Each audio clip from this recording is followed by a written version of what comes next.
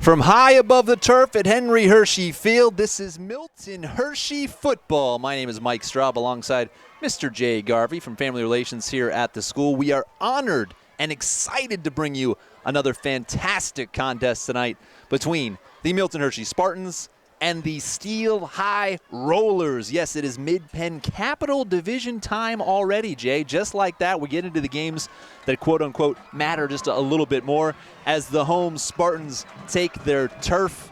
Another home game as they take the field after a devastating loss a week ago just across town over Hershey Park Stadium, losing by 1 in the final minute to the rivals from Hershey High School. The question, Jay, how does this team respond tonight? Always the question with the Spartans. How are they going to respond to the adversity? Obviously not the turnout we wanted last week, but, I think everybody that you talked to is in agreement. What a second half. That was an exciting high school football game. Again, not the result we wanted, but, I know that it was quite a letdown for a lot of Spartan Nation. But, hoping to see a refreshed Spartan team out here. They realize that this season's not over. Not everything was lost last week, and they still have an opportunity to, as you mentioned, go through the division here. Yeah, the Spartans come into this contest tonight 1-2 on the year. There's a look at the schedule so far. A loss to CD East, a win at Greencastle, and that loss to Hershey, and it's just agonizing because this team could so easily be 3-0. They lost that CD East game, a very talented CD East team, as we've talked about repeatedly, on a missed two-point conversion. Then they lose to Hershey on a completed two-point conversion. That's how close this team is to being 3-0, and that tells you how talented they are. And as you talk about the playoffs, those losses weren't bad losses, so the power rankings, which is this whole math formula that determines who goes where in the playoffs, they still have plenty to play for. The thing is, Jay, this division is really good, and it starts tonight. Steel High is sort of reborn this year. Steelton High Spire School District, it's a small school district tucked in there near Harrisburg. A lot of our guys from Milton Hershey know guys who are at that school district, or people who come from the Harrisburg area, know folks who are in that school district. As you look across the field tonight, not a lot of numbers for Steel High. They never do. They never dress more than about 30 guys. But somehow they have plenty of athletes, and it's always a good game. And tonight, they've got some athletes. Not only do they have athletes, but we were looking at that lineup for that offensive line, which we'll cover here in a little bit, getting ready for the national anthem here. Spartan Marching Band.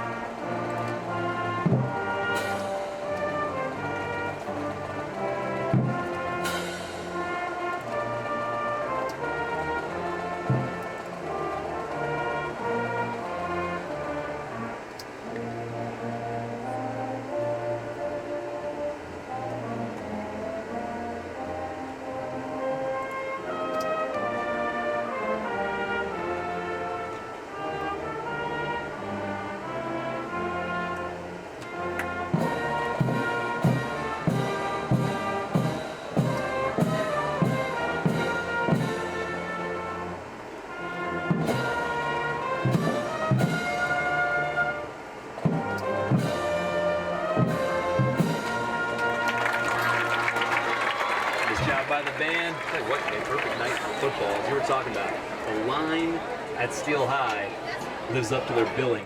Yeah, they're led by Tim Cater at 6'4", 280, Amari Randolph at 6'3", 315. Giovanni Ayala is the little guy at 5'10", 290, and Elijah Hernandez at 6'5", 300. So definitely got some big boys up front. Steel High has always produced great running backs as well. Yeah, and they've got one this year, and his name is Dupree Andrews. Number 1, we'll be calling out his name a lot tonight. So the Rollers come into this game 2-1. There's victories, though, not against any major competition. The last one came against Dover, and Dover is one of those teams down in York County that they've had some good teams over the years, but they've been rebuilding for a few consecutive classes, to say the least. They had their loss came to North Schuylkill, which as much District 3 football as I've seen in my decade plus living around here, I've never heard of or seen anybody in our area play North Schuylkill.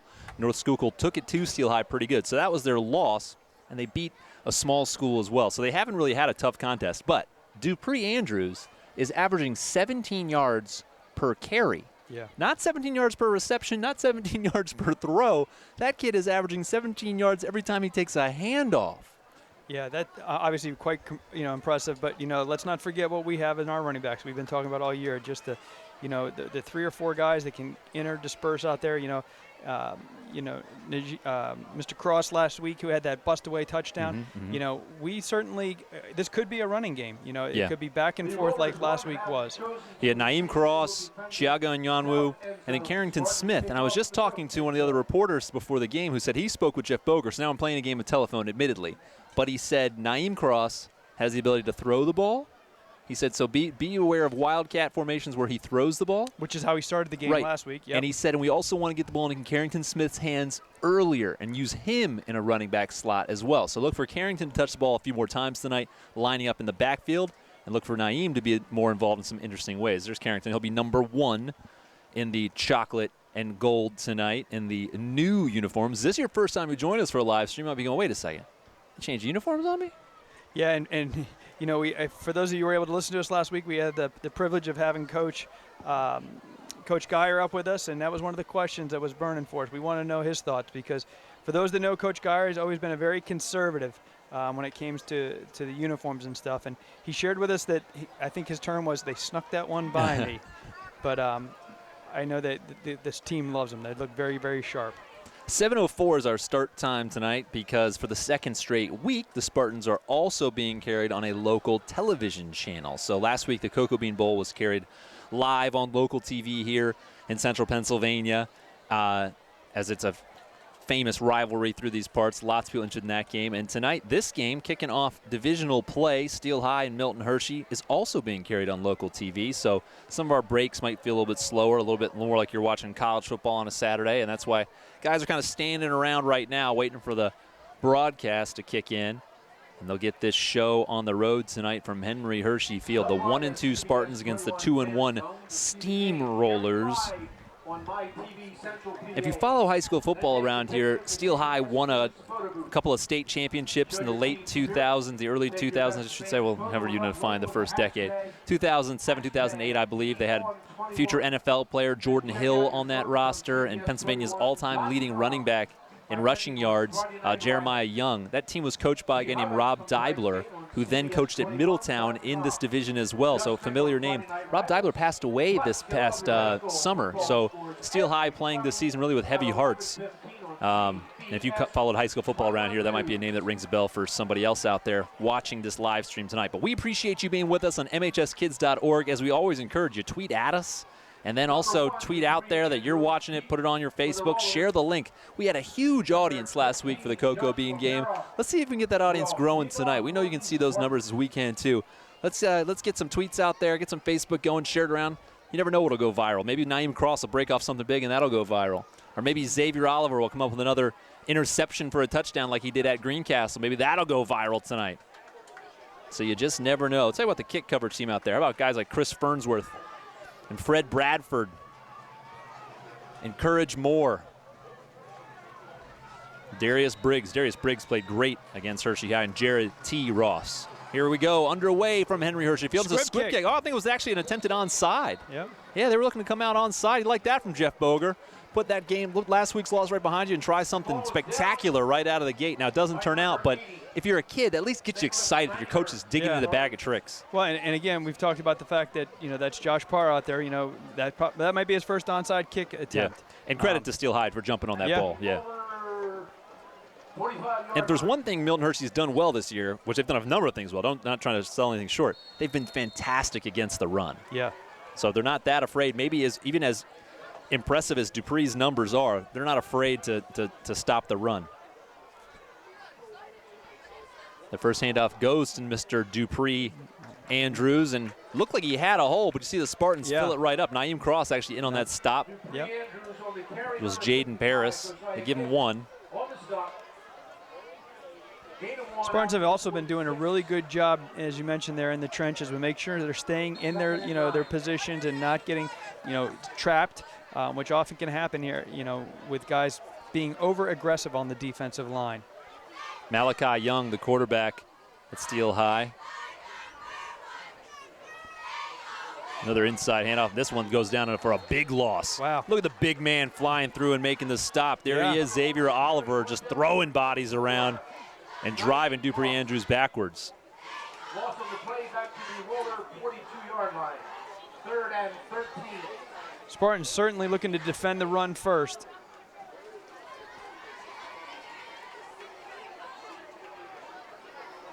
So Malachi Young out there in kind of a shotgun set. He's got Dupree Andrews, their fast rising star, back there with him. They switch sides.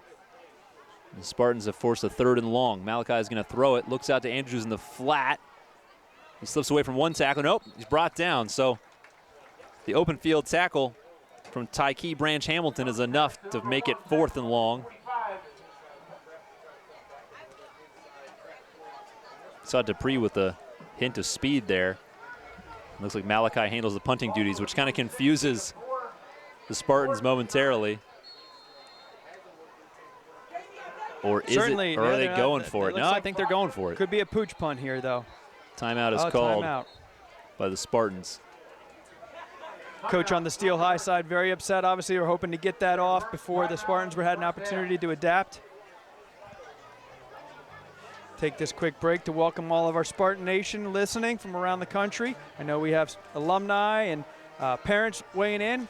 I know we have Ty and Logan listening down in Ashburn, Virginia. Also want to take an opportunity to plug our upcoming Fall Family Weekend, October 27th, 28th, and 29th. Looking to have our families join us here in Hershey for all kinds of events, get an opportunity to shadow your student, meet those teachers, and spend a great weekend here in Hershey. The crowd's starting to fill in now. Kind of a late arriving crowd tonight. Weather's so nice, people are taking their time to get over here. So it looks like Steel High is going to go for it on 4th down, but I'm with you. Be aware for a pooch kick here. Nobody back for the Spartans. It's 4th and 9 from their own 46-yard line.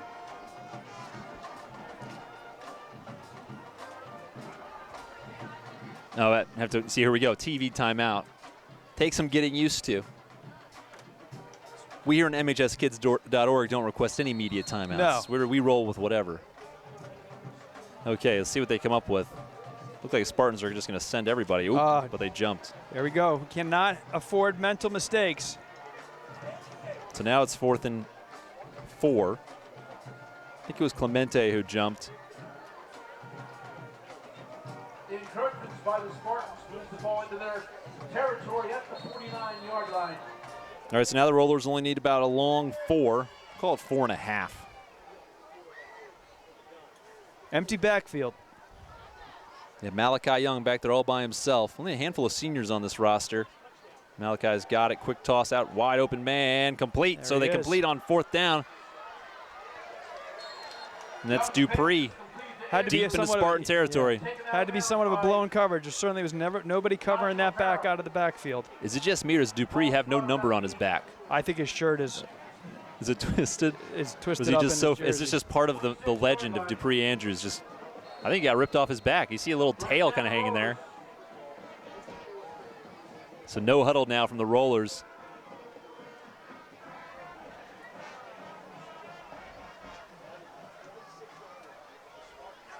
First and 10 from the 26. As Steel High converts on 4th down, and Malachi Young now, again, an empty backfield. Dupree goes in motion. He's got it, looking to throw again, puts it up into the end zone, overthrows his target. Good coverage. Yeah, that's Jelani Jelani. Licorice. Textbook coverage out there. I'll tell you what, though, they've got a formidable target out there, number 17, Nathaniel Webster Spencer, 6'4", 180. So Jelani might be busy keeping track of him throughout the night.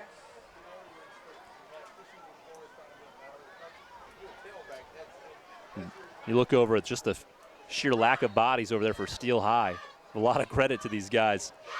They know they're in for a long night. I was thinking about how our line plays. Yeah, most of these guys are playing both ways. Absolutely. Malachi's got it here. Under pressure from Clemente Ojanaka. Steps up and he's eventually taken down. Give him 2 yards, though. Again, Spartans having some tight coverage. That's certainly a good thing to see tonight. And a nice job there by Darius Briggs. Xavier Oliver disrupting that play. as Malachi was looking to throw, but he was never had a chance to get set in the pocket. 3rd and 8. Approaching 9.5 minutes to go here in the first quarter. The conference opener, Mid-Penn Capital Division football tonight. Lots of pressure coming up here. It gets the pass away, though. Nice block out on the Look end. at the speed. It is a first down. Wow. That's Kayvon Hope showing he's got some wheels. So we knew there'd be some athletes out there, and Steel High showing them off here early. We've got an injury on the field, and Darius Briggs is slow to get up. Kayvon Hope. Tackle by number No, excuse me, that's 15. Tyke Branch Hamilton. Yeah. Yep. Tyke really one of the premier cover guys they've got, so you hope he's able to shake it off. He's limps off the field on his own power. Very well designed play. You know, you had 2 wide out, split left, and able to get it out there quick and have a block. Was able to spring that. Yeah, Tyke takes his seat.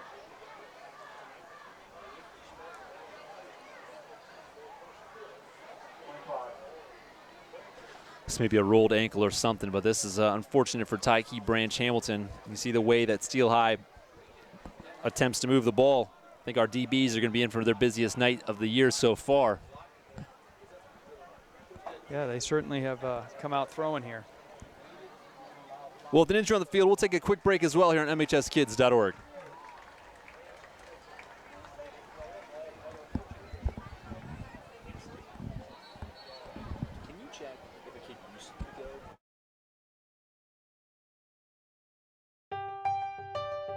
My name is Sam, and I'm in 8th grade at Milton Hershey School. This school is changing my life.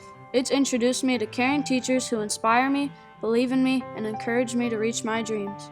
Every day, Milton Hershey School provides me the skills and the tools to forge my own future.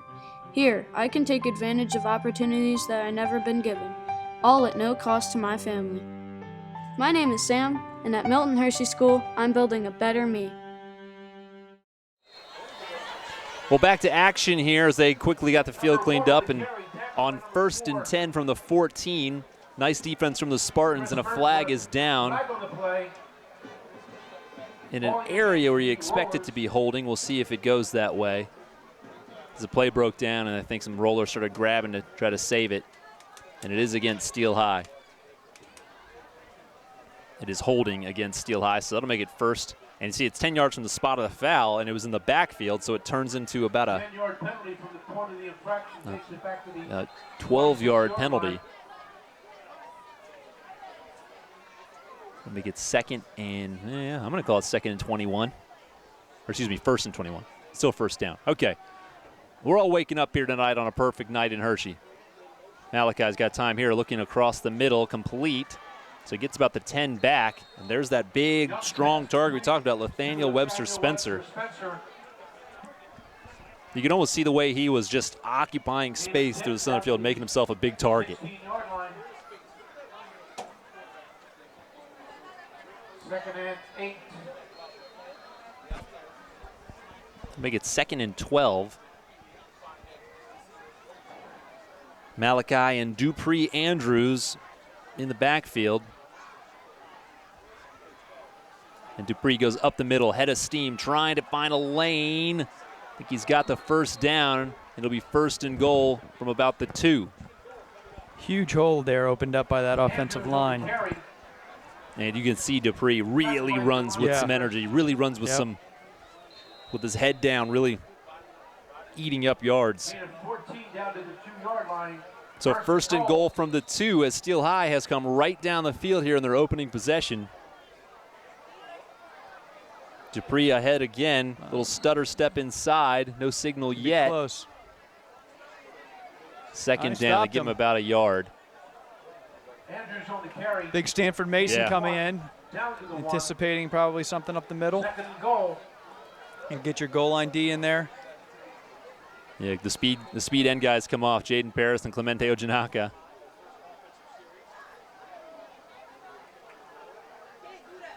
See if Stanford can create a loss here, just create some havoc. The big man, 2nd and goal from the 1. They're going to throw it. It's lobbed to the end zone. Dupree is under it, and he's got it. Dupree Andrews with a touchdown reception. So I'll tell you what, Malachi Young looks awfully comfortable put the ball up on that drive. So 6-0 Steel High here, 7:12 to go in the first quarter. Maybe we're in for a shootout. Yeah. You know, having a running back that's averaging 17 yards, you wouldn't expect them coming out throwing like that. But seeing some really nice touch. That from was the quarterback there at Steel High. Yeah, and a 4th down conversion after it looked like Milton Hershey was going to impose their will defensively. Steel High bounces right back, marches down the field. And they put the points on the board. So Dupree Andrews living up to the billing. Malachi Young introducing himself in a big way. And now the extra point attempt is up. Oh. Nearly blocked. Jared Ross. But it's good. So 7-0 Steel High in the early goings. You're watching Milton Hershey football on MHSkids.org. Don't go anywhere. I think we're going to be in for a good one tonight. Stick with us. Seconds left in the first quarter. What really makes us proud are the day-to-day experiences that our students are having with our staff that literally are changing their perspective, that are changing their dreams, that are inspiring them to be even better every day that they're here. That's what really makes Milton Hershey School special. A question I ask myself all the time is, how did Milton and Catherine Hershey understand that their school would be timeless and that their idea and their vision? I mean, there is no more time than now when a school like Milton Hershey School is more relevant, when schools are focused about the importance of character and leadership development. It really speaks to the brilliance of Milton and Catherine Hershey, and there's not a day that goes by that I don't reflect on that to think, how did they really comprehend that their school would be as important and as successful and as big and as strong as it is 107 years later. First day of fall, Jay. Yep. And we're right where we should be on the first day of fall. Henry Hershey Field for some Milton Hershey football. Mike Straub and Jay Garvey with you. 7-0 Steel High leads it in Mid-Penn Capital Division showdown. The picturesque sunset over the field now as the kick is away. Carrington Smith, Sean Proctor has it. Wow. Looks to the sideline. He gets taken down dramatically. That's number 21, Shakir Johns. It was basically a textbook tackle. Yeah. All right, time to see if the Spartans will respond. So we mentioned this in the pregame. Some potential wrinkles to the offense to look for. Naeem Cross and that Wildcat that we saw against Hershey potentially throwing it. Also finding ways to get the ball to Carrington Smith earlier. Not just throwing it to him, maybe a handoff to him. Also ways to get him involved earlier in the contest.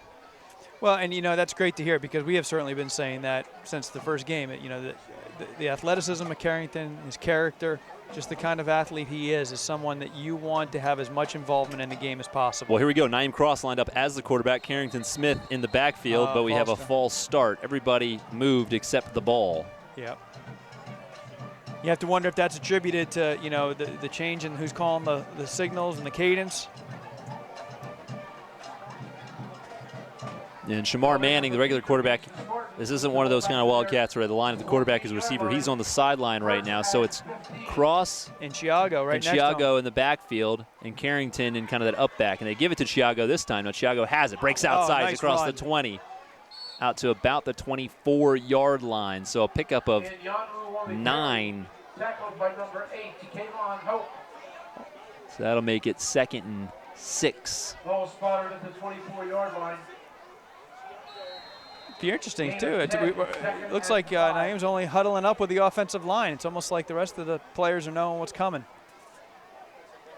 3 receivers to Naeem's right, 2 to his left. Steel High shows blitz, and there they come. Naeem's able to get away from one, but not for long as he's driven back. Still moves his legs ahead. Loss of maybe 1 on the play in the end. Well, and Steel High is definitely taking advantage of the fact they know that they don't have a throwing quarterback back there. Stacking the box, blitzing up the middle. As you had mentioned, though, we've got to wonder if Naeem, has the ability to throw, because that's going to free something up, especially up the middle. Yeah, where they, you have Carrington lining up in the slot. That will be the difference, because you're exactly right. Steel High just pounced on that play. They saw 5 receivers, didn't care at all. So here, look at that. Trips bunch to his right. Naeem has it, and this time he gives it to Chiago. Chiago cuts it back. He's got nowhere to go on 3rd down. And Steel High shuts the door here on Milton Hershey's first possession. So that'll bring up 4th and 9, and here comes Josh Parr to kick it away. Back to the 20.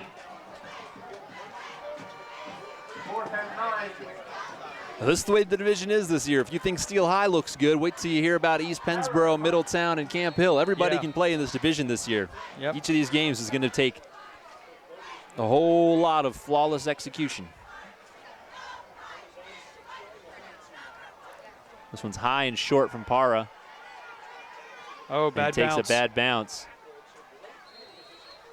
But recovered there by Christian Ruth Brown. Steel High will have some pretty good field position here to start. And Spartans is ready to make some adjustments and need a big play here. Trailing 7-0, 5:08 to go in the first. Christian Ruth Brown.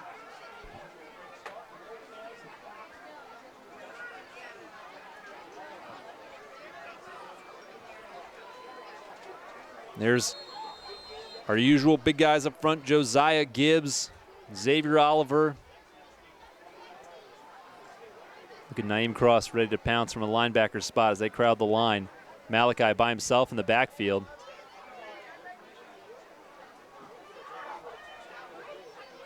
Man goes in motion. Nice protection. Thrown just short, incomplete. Spartans also leave Zion Paris out there. They line Zion up as a linebacker, and he's so big, menacing over the line. They list him at 6'1", 226. From the Spartan 40-yard line. I mean, look at him, 226 and not an ounce. Doesn't look like an ounce of fat on him. And, the guy is he ready to wrestled mash. last year too, That's and right. did very well. You know, for I think it was even his first year, and that certainly is going to help him here on the football field. But we saw his athleticism last year, but just returning fumbles. It's Malachi and Dupree Andrews in the backfield as he moves his split end around. It's a Malachi and an option, pitches it out to Andrews. He's got some yards, picks up about 7. Makes it 3rd and short. Seems to be a little bit of a delay in that Steel High snap. I'm wondering if at some point we're going to get some kind of a penalty called on them. Gain of 5. We see Malachi and Dupree getting more confident in each, in their movements from play to play. And the line feels like they match up pretty well with Milton Hershey. Called 3rd and 4 as another man goes in motion. This time he's got it. Nice stiff arm, but then a nice tackle by Jelani Licorice. So that'll make it 4th and short. Jelani Cross Licorice doing a nice job there on the edge, making sure that does not get outside of him, turning him back in. What you want to see from your defensive end or outside linebacker. Stanford Mason will come on. He replaces Cross. 4th and 2. And a nice job there by Jelani Licorice coming up from a DB position to make a stop. Yeah. Oh, they're going for it here again. Stanford Mason, that's probably why he's there, thinking they're going to bring it up the middle. All kinds of 4-down territory here for the Rollers. Spartans got to be disciplined, can't jump. Snap is clean, they're looking to throw it. He's got a man downfield, complete, and it's a touchdown. Just like that, 13-0 as Javion Grant goes into the end zone. Hassan Kamara really struggling to cover that throw, coming from his safety position. 32-yard touchdown on 4th down. And you can feel the air kind of going out of the Spartan side of the field right now. They need a spark. You almost got to wonder, Steel High watching last week's film and how Hershey was able to move the ball through the air there that second half, if that's what's, bringing them into where they are now. Because all we talked about was the running game and the size of the offensive line. But they've been certainly throwing the ball very well tonight. So the kick to make it 14-0. Snap is good. The kick is good. 14-0. Steel High on top in the first quarter here. Another great effort from Jared T. Ross. Let's hope he gets one of those blocked here. He is certainly selling himself out for those. All right, so walk around, shake it off, do what you got to do to change the momentum, and come right back with us on MHSkids.org.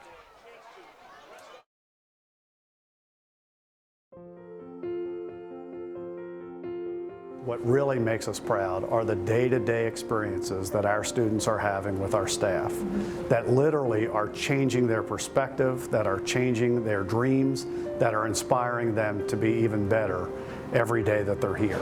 That's what really makes Milton Hershey School special. A question I ask myself all the time is, how did Milton and Catherine Hershey understand that their school would be timeless and that their idea and their vision? I mean, there is no more time than now when a school like Milton Hershey School is more relevant, when schools are focused about the importance of character and leadership development. It really speaks to the brilliance of Milton and Catherine Hershey, and there's not a day that goes by that I don't reflect on that, to think, how did they really comprehend that their school would be as important and as successful and as big and as strong as it is 107 years later.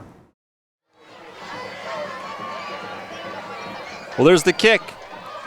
And Carrington Smith has it. He gets to the sideline, had a lane for a moment, cuts it back inside, but a solid return out past the 30-yard line. So the senior Carrington Smith trying to give a spark here. Now keep in mind, the Rollers come out with plenty of energy right now, but they got no extra bodies over there. So this could really become a, Milton Hershey just has to keep this thing close and then show they've got more left in the tank in the second half, which the team did show against CD East. Milton Hershey nearly pulled off that comeback. So you got to get a... Still with that Wildcat. Still got to get an answer back right here. Yeah, so Naeem Cross now in that quarterback spot.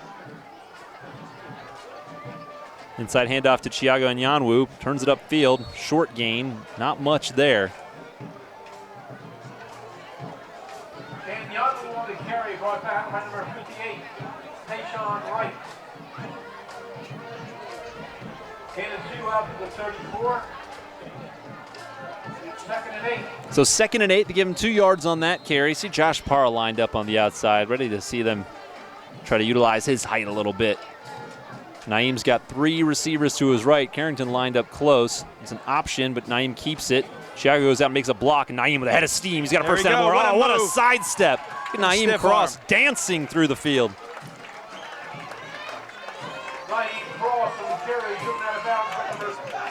So there's the first down, and the first time they've entered into Rollers territory, and you hear the Spartan faithful coming to life a little bit. Yep, good crowd here tonight. Everybody out here on a Friday night. It's a perfect night. It's exactly what we needed to see out of Naeem out of this formation. It's 1st and 10 from the 44-yard line. Naeem's still up there as a quarterback. Shamar's right there with his coaches. This time it's Chiago. Take outside. Chiago tries a stiff arm. Can't get away from that end, but he spins forward, so maybe 2. Yeah, they give him just 2. Maybe 3. Good spot, ref. Yep.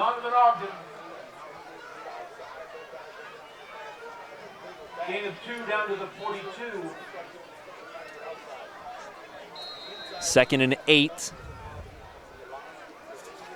Also got Jaden Paris out there as a receiver along with Marquand Kegler. So mixing in some different personnel here early in this game. Chiago has it here. He's met initially, but still keeps those legs moving. Solid gain. We've talked about that, how critical it is for these running backs, even on first point of contact, they're falling forward, getting an extra 1-2 yards on every tackle. Yeah, it makes it 3rd and manageable. About 3rd and 4 here as they go across the 40-yard line. Ball spotted at the 38.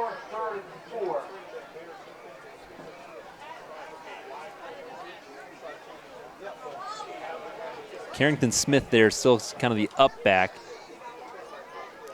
Rollers show blitz. Naeem looked like he was going to throw it for a second. A flag comes flying in. He's short anyway, so we'll see if anybody jumped or if it's going to be that's holding on the Spartans. So I think that might have been on Stanford. Now, do you make it 4th and short, or do you move him back? Now, Steel High's going to take it, so it'll be 3rd and long.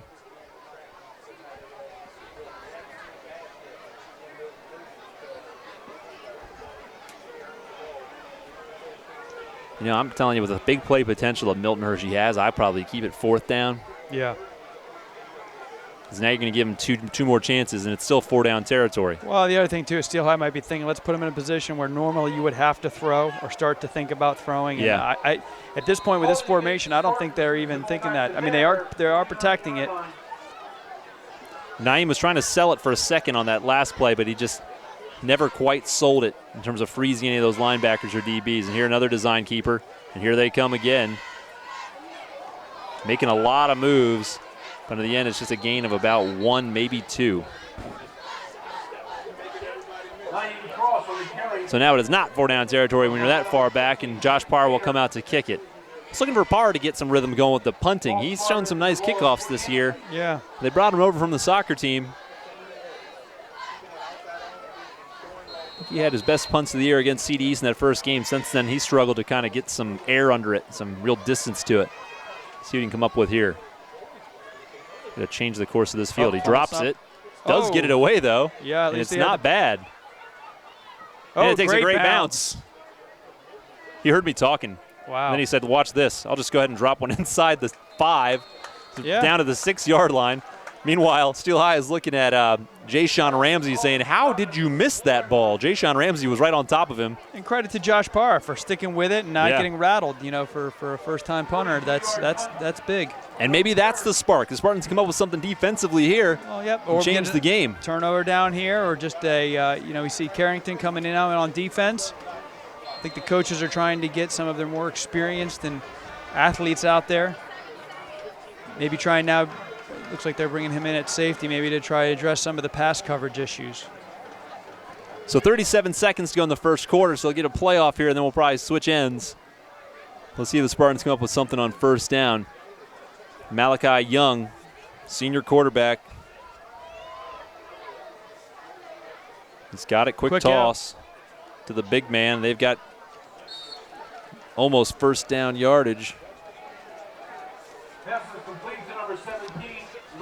Out to Nathaniel Webster Spencer.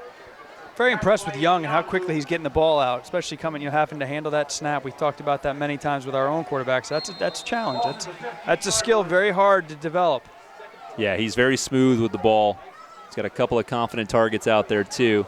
This is where clock ticks down. I don't think we're going to get this snap off. We are not. Okay, so Steel High happy to let this thing go to the second quarter, and why aren't they? 14-0. Steel High leads Milton Hershey tonight. We need something to change here in a hurry in Henry Hershey Field. See if the defense can come up with it. We'll be back with the second quarter right here on MHSkids.org.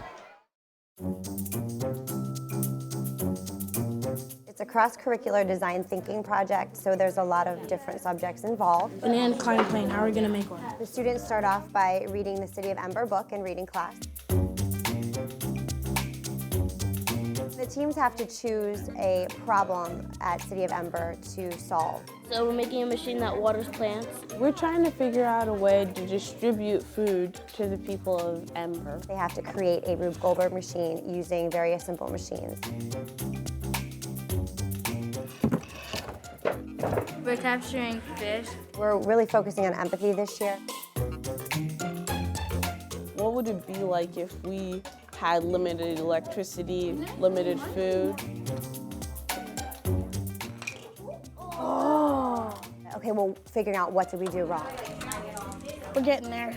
Or how can we figure out how to make it better? Just rolled like that and then bounced off. Come up with things that they wouldn't necessarily have time to in a regular classroom setting. You're just testing, modifying, Close enough. Try it again. It's really fun for the teachers to work together as well and to see the kids have fun and grow and learn all at the same time.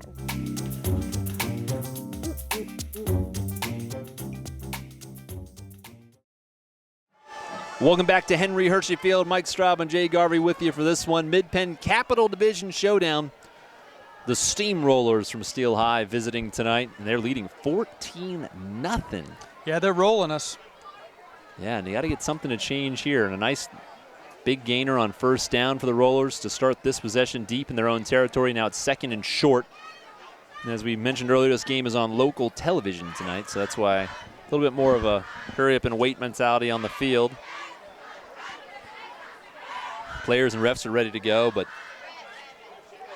that live broadcast isn't, and now they are. So here we go, second and short. Malachi Young, the senior quarterback, has been very efficient. Number of weapons in the Steel High offense. Here he goes to his star, Dupree Andrews, but he's driven back in a big way. Jared Ross on the tackle. Yeah, Jared T. Ross. 5'7", 174 senior. Nice job, Mr. Ross. Drives him backwards and makes it third and a short 4, maybe third and 3.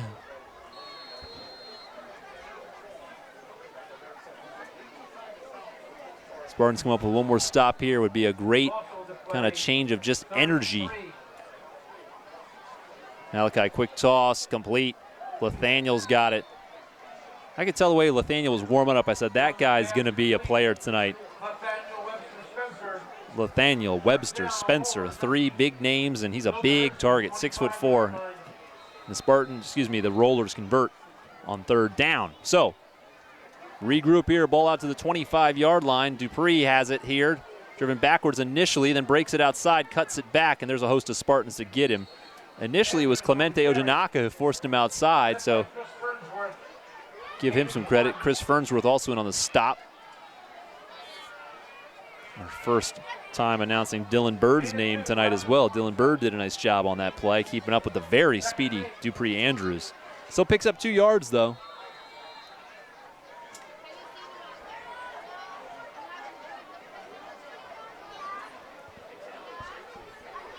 Talked earlier about Jared Ross, another example of a great student athlete here at Milton Hershey School, sporting a 97 rolling GPA. Good job, Jared T.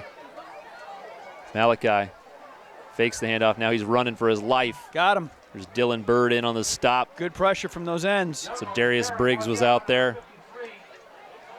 Yeah, he never had a chance on that play. Nice job there by the defense. So got back to the line of scrimmage, though. So 3rd and 8. Ball to 27. Keep your eye on Nathaniel. Big target on the bottom of your screen, number 17. He's been the bailout guy on 3rd down. And with Kayvon Hope, speedy number 8, he's at the top of the screen.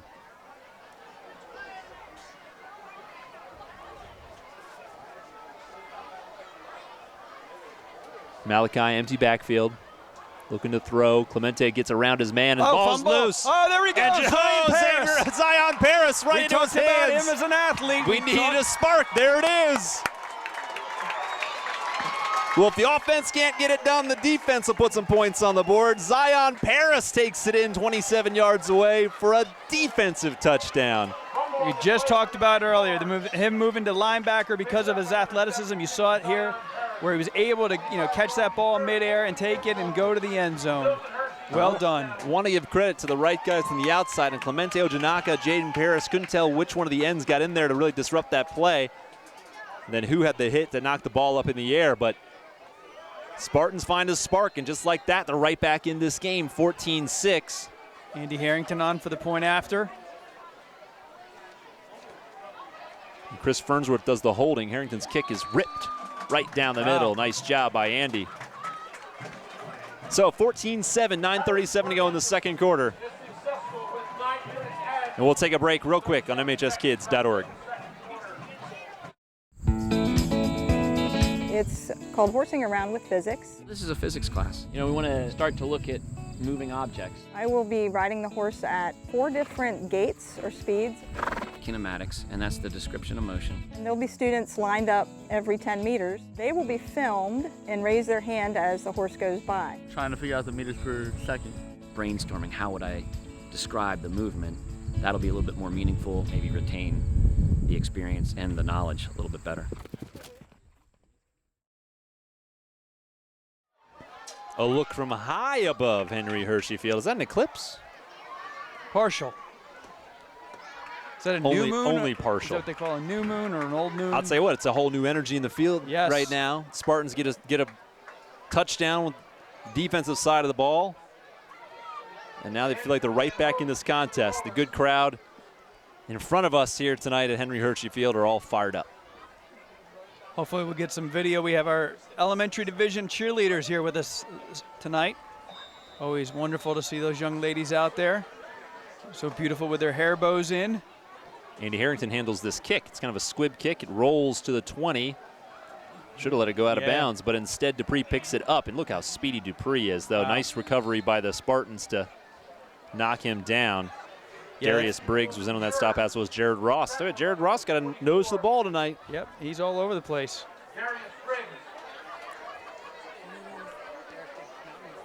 That Dupree is quick.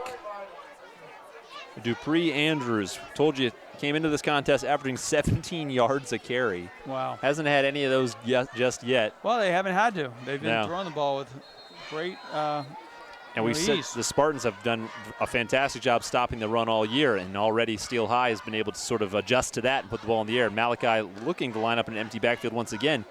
Dupree lined out to his right along with 2 other receivers, including Kayvon Hope.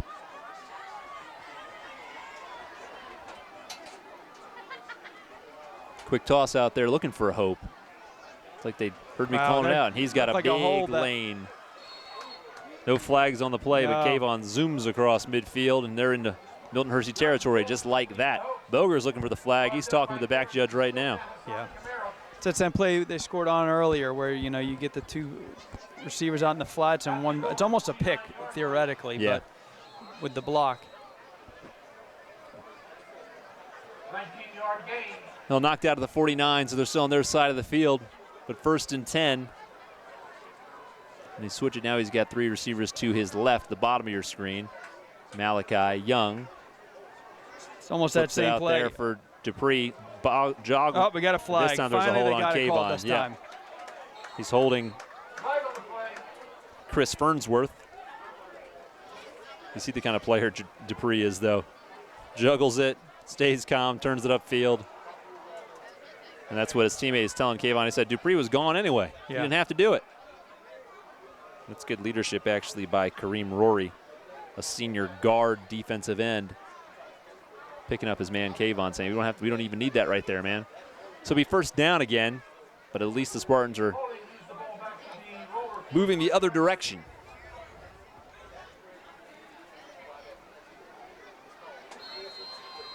Ball at the 41-yard line. There's going to be a 7-yard penalty because of where they were on the 10 yards from the spot of the foul.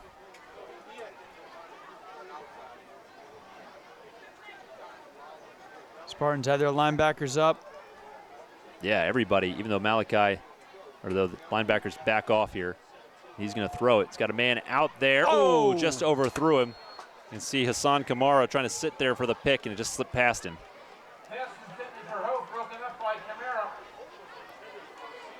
So it'll be 2nd and long. That close to another big spark. Yeah, that would have been nice because he certainly had some room to run with that once he had it. I don't think he quite expected how high Kayvon Hope went up to make a play on. I think he was kind of sitting thinking it was going to be easy, and all of a sudden Kayvon went way up in the air, and it threw off Hassan's vision. Lee Corso used to famously say, that's one reason you're playing defense and not offense. A long time between plays here.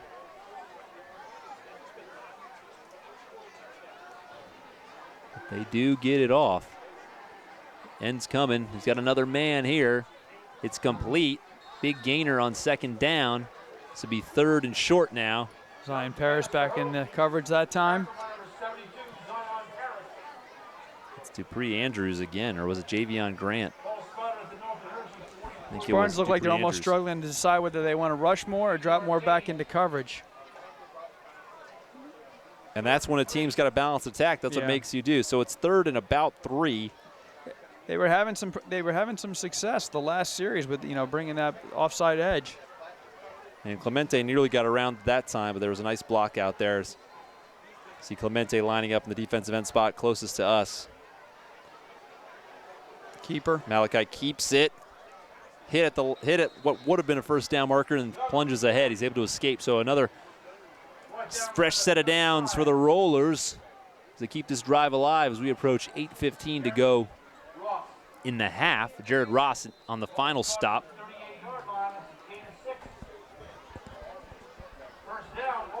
Spartans are definitely losing the time of possession battle here. These long sustained drives for Steelton certainly not helping us.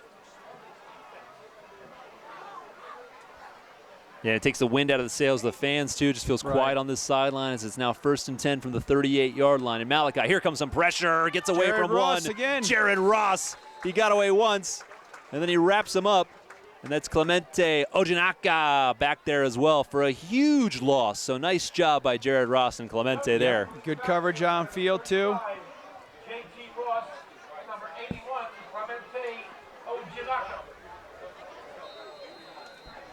Loss of 11?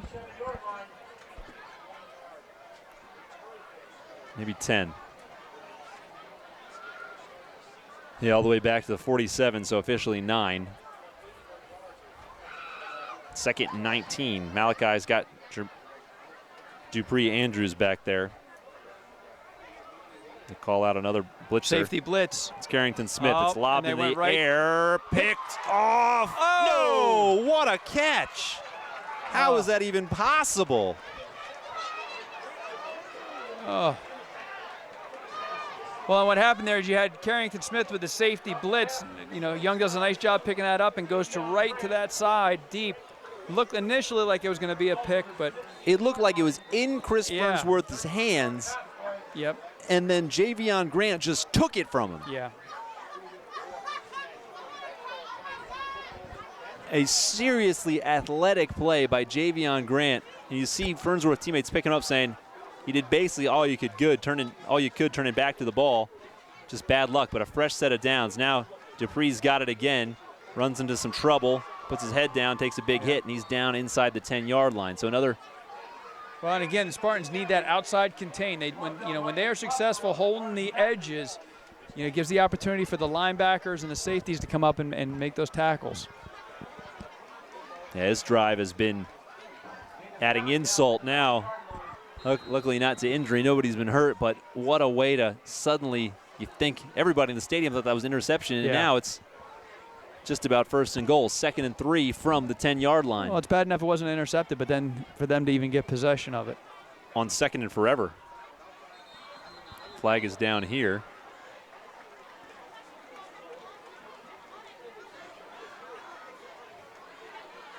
Lined up incorrectly. It's the Steel High offense. All right, so Spartans catch a slight break there. Makes it 2nd and 8 instead of 2nd and 3.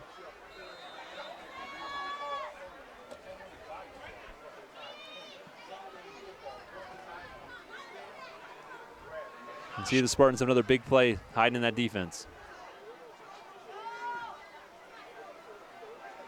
Ojinaka, just noticed Clemente Ojinaka is over on the sidelines. They're kind of going their bigger set right now, kind of their goal line set.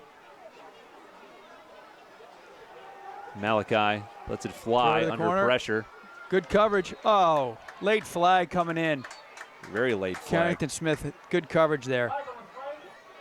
Well, Carrington's got his jersey untucked, so maybe it's against Steel High, but I thought there could have been even holding as we had great pressure coming in from Levi. Oh, it's on the offense, pass interference. You called it. I thought so. Yep. And there could have been holding on Levi.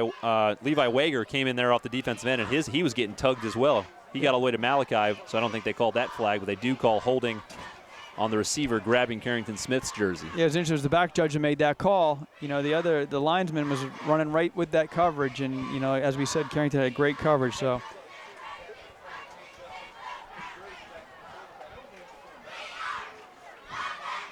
Stilton's kind of shooting themselves in the foot here. You can see their coaches are frustrated over there on the sidelines. They continue to make some mistakes that are preventing them from getting in the end zone here. Well, that's what I was thinking about, too. When you have this few guys, you're bound to get some guys get tired, and that's when mistakes tend to happen. Yep. And this offense has been on the field for a while, and these guys are on the field all the time. So 2nd and 23 officially. Nice. The ball's tipped. Nice job creating some havoc.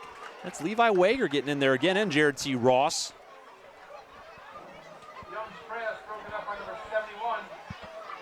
And Stanford Mason got his mid on it. The big man, 6'4", 311.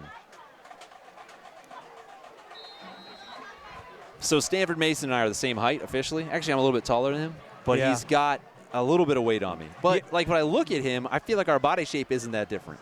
Like he's just like a big, strong 311. Great kid too, and I'd be more interested in your GPA up against his. Oh, he's got me beat. Yeah, he's up there. That was never my specialty. All right, so 3rd and very, very deep. Mason's got a hand again, and that one's knocked down. Nice job by the defense. Stanford Mason. Xavier Oliver as well, Naeem Cross, Darius Briggs. Watch that play back and watch Stanford Mason. That's a highlight reel right there for colleges to look at. He basically jacked that guard up and drove him back into the backfield. So 4th and 23. I mean, the Rollers are just going to go for it. They're leading by a touchdown. The ball's inside the Milton Hershey 30-yard line. They don't have a kicker with the leg, but they have a quarterback with the arm. Yeah, they haven't punted. Right. And they haven't had to kick. You're not gonna pooch kick it from the 29. You've only given up 1 first down defensively. I think you just hand it to Dupree Andrews. Let him dance around for a while. Maybe he makes a highlight play happen.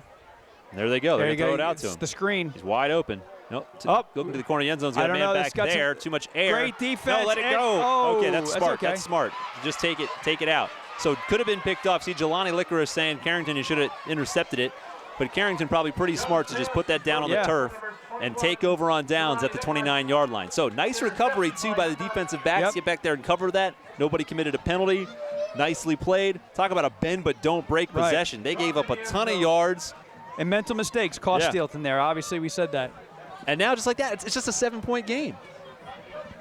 Looks like we got our quarterback coming into the game now, Shamar Manning. So Shamar Manning did not play the first quarter. It was all Naeem Cross. Now, first possession of the second quarter, which it is. That whole that drive from Steel High ate up all that time. And now Shamar Manning is back under center. We'll see what that does for the Spartan offense. Well, you can see already Steelton's only got 4 guys up on the line, linebackers, although they are creeping. Well, he gives it Chiago Nyamu. There we go. Chiago's got a lane, plunges ahead. He's got probably 8 or 9. They mark it actually all the way to the chains. Yeah, they must take a step back. I'm watching that side judge. So, 2nd and 1.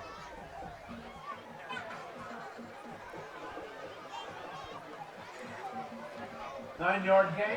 9 yards on first down, so just like that. Be great to see the Spartans take this down and score and tie it up for us to head into the half. Shamar with Naeem Cross lined up to his right.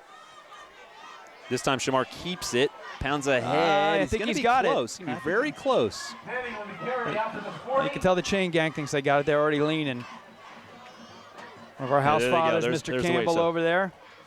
First down for the Spartans, and I think that's a knock against Shamar too. They've wanted to be probably more aggressive, moving forward with the ball in his hands. You almost have the sense the Spartans are continuing to try and draw them in for some kind of a big play. We've certainly seen Shamar has the ability to throw it. This time he gives it to Naeem Cross. Naeem meets a whole host of rollers. It gets 1 though. Maybe 2nd and 9 as we go under 4 minutes here in the half. 14-7, which, heck, when it was 14-0 a few minutes ago, I think we were already thinking ahead. Yep. Which we have a tendency to do here. We've been, last week at Hershey, we were thinking the game might be a totally different contest. At some point, we got to just take things as it stands here. Well, and again, the Steelton coaches going in, if they're going to go in at 14-7 or 14-14, that's going to be a letdown for them. Oh, yeah, no doubt about it. All right, so now Spartans got to get the ball moving here. So they approach midfield, 3:35 to go, still in their half the field. Chiago's got it, and he's brought down in a hurry. So now you see that roller defense sort of rising to the occasion. Yeah, they're certainly, even now with Manning in the game, they are certainly looking at run first. Loss of 2 makes it 3rd and 11. Back to the 39-yard line. Give credit to some of these rollers. Big man is Tim Cater, 6'4", 280, defensive end spot, senior.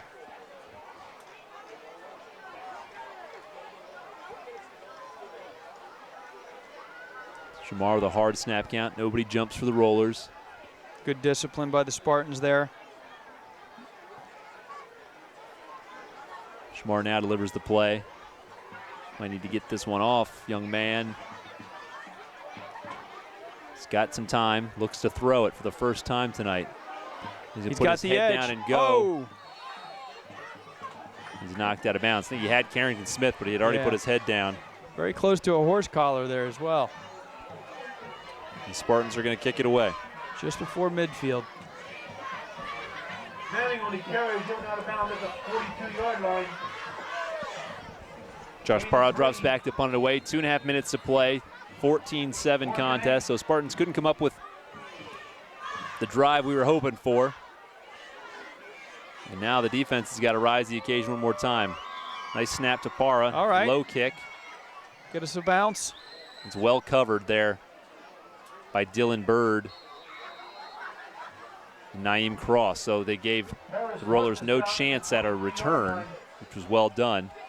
Crucial series here, you know, with Huge. 2.5 minutes. You know, if they can hold them here, you know, you have to feel okay. Because once again, I have yet to see the Spartans play their best football. You know, 3.5 games in here, we have yet to see them clicking on all cylinders.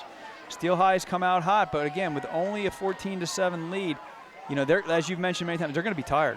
Yeah. I mean, look, you can kind of see those linemen right now, hands on the hips. One of the things I know Coach Boger takes great pride and tries to do is play as many of their guys and not have them go both ways for that reason. So Malachi gives it to Dupree. Dupree's just shoving his blockers in front of him. A nice tackle sliding across, though, is Chris Fernsworth. Tackled by Chris Fernsworth. He's been having a great game tonight. Gain of 6 on the play after the Dupree Andrews is so quick, just eats up yards. I mean, it looked like a gain of 2. Nope, 6. So we go under 2 minutes. Steel High has all of its timeouts, so keep that in mind. We'll see if Malachi goes to the air. Spartans kind of loading up that box, but there's 3 receivers tucked in there. Blitz coming from the This offside. one's a keeper. Clemente's in there, along with a handful of other guys, but gets a yard or 2. Thinking about using a timeout now, but nope. They'll let the clock run. Maybe Steel High is happy to go to the 7-point lead is all they've got, and they don't seem too anxious to try to get the most out of this drive. 3rd and 2. Signal comes in now. You shocked as I am to not use any timeouts here, Jay? Yeah, I'm trying to wonder what they're thinking here. I mean, they only lead by 7 after all that. I know they feel like they're in command, but it's not that comfortable. Well, and specifically as much as they've been moving the ball through the air. Now Seems to be some confusion. We're going to get under a minute. There's Clemente with a nice stop. They get the first down. Get the first down. That'll stop the clock temporarily.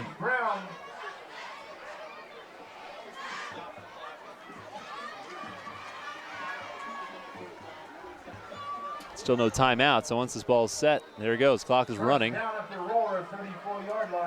They still have all 3, too. Yeah. That's what I've been. It's a head scratcher. Well, maybe they're lulling us to sleep and they're going for something really big here with Nathaniel. Once again, seems to be some confusion on their alignment. They're constantly moving around Donovan Ogden, who's never appears to be lined up where Jared Ross coming off Malachi the edge wants again. him. And there you go, looking for something big, but it's thrown too far outside. And you see Parra jumping that route.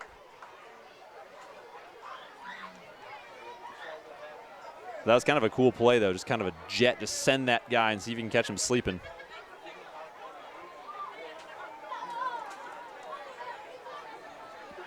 But it comes up empty. So 19.8 seconds to go in the half. Let's see if Malachi goes for something big here. Young's pass intended for Grant. Keep your eyes on Josh Parra and Sean Proctor. They are kind of the deep prevent guys here. Jared T. Ross into coverage, and now Proctor comes up. So really not much of a prevent, really. Now Proctor drops back. Whereas if they do give up something big, that would be a backbreaker. Yeah.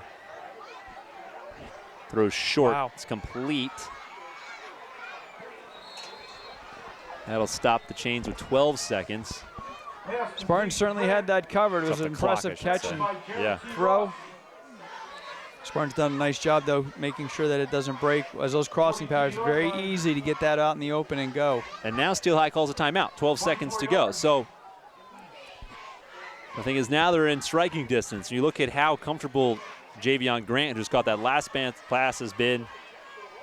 Nathaniel Webster Spencer. Timeout, Stilton High Spire. Now they're drawing up something special. Yeah. Potentially. Well, you have to figure they can probably get 2, maybe 3 plays to get downfield. Again, I have to reflect and wonder, how much of studying today's film last week, with Hershey's ability to come down and score in 40 seconds in 3 plays.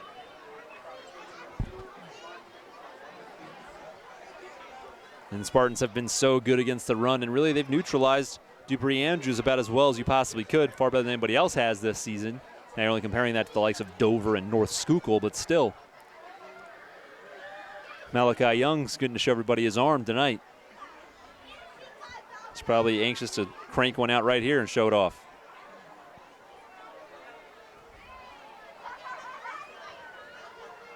So the ball is spotted at the 42-yard line, 12 seconds to go. Steel High has 2 timeouts left.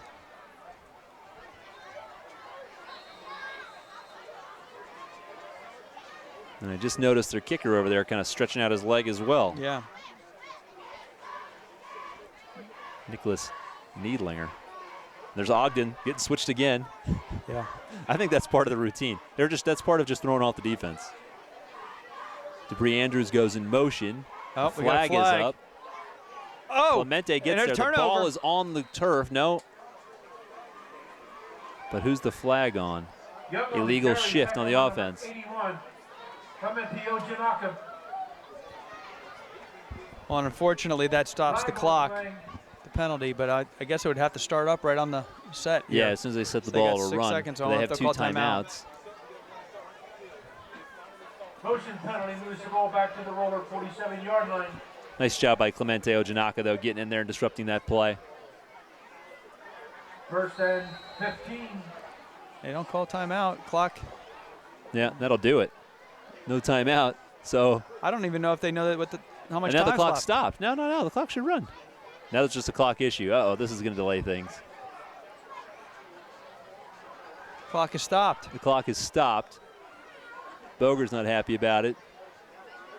Now we're just at a strange place in the game as Dupree Andrew has some space down the sideline. He's taken down. We got a flag down. The flag is down. I think it'll be a block in the back or a hold. The horn sounds.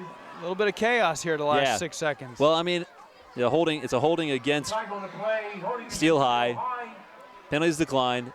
Half ends. Okay, so that felt ugly. If you're listening to us, you're thinking we're barely piecing together sentences. But most importantly, it's only 14-7. Yeah, I mean, the Spartans have to be somewhat happy with the scoreboard right now. They can't be happy with their play, but they should be happy with the scoreboard. They're 1 touchdown away. Now, we also have to be honest and say that 7 points is just as a result of a quick turnover. So certainly the offense has got to come out the second half a lot stronger. Well, they've been kind of a second half offense since we've seen them, that's for sure. CD East and Hershey High, to say the least. So we'll see what they can come back with. We've got lots of great programming for you here at halftime, so don't go anywhere. Enjoy that, and we'll be back with the third quarter of Steel High and Milton Hershey right here on MHSKids.org. Hi, I'm Aljean Sadgery. I graduated from Milton Hershey School in 1995. I am the Democratic Policy Director for the Senate Foreign Relations Committee. I work on global poverty issues, and I think that spirit of philanthropy and that spirit of altruism is instilled in me through the work and the legacy of Milton Hershey and Catherine Hershey. Well, I was someone who benefited from people who had the spirit of giving back, and that I came to this country as a political asylee. I'm an immigrant. I grew up in a very tough, rough environment, and I benefited from the good heart and good nature of other people, and it really instilled in me a sense of commitment to giving back and helping others. I look back on my time there fondly. I loved my teachers, I loved my classmates, I loved my house parents. I'm still in touch with Mrs. Gager from Trailways through Facebook.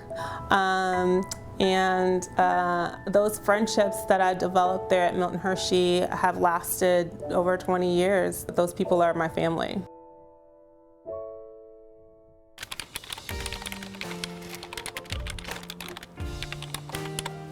We were looking for a way to connect with the students better than just using a phone, using email, because we knew that that was not a system that the students navigated to or responded to. They have their phone in their hand all the time. It's just their primary mode of communication. I go to Penn State Harrisburg. I am a sophomore and I'm studying general bio. It's important to have a relationship with Milton Hershey School in general because it kind of reminds you of where you came from. And it's really important for our students because the majority of them are first-generation college students. So it's really important for them to have somebody who is there to help them through that process. This is a great way that we can send group text messages and then it becomes individualized as soon as the students respond to the message. Miss Ambrosic just texted me. She just said she wanted to check in and see how classes are going so far this semester for me. When we initially got the texting platform, we had 60 kids who were missing documents. So we sent out 30 emails, 30 text messages. Within a 24-hour time period, we had responses from all of the text messages and had issues resolved. And with the email, we only had one response. Texting does work.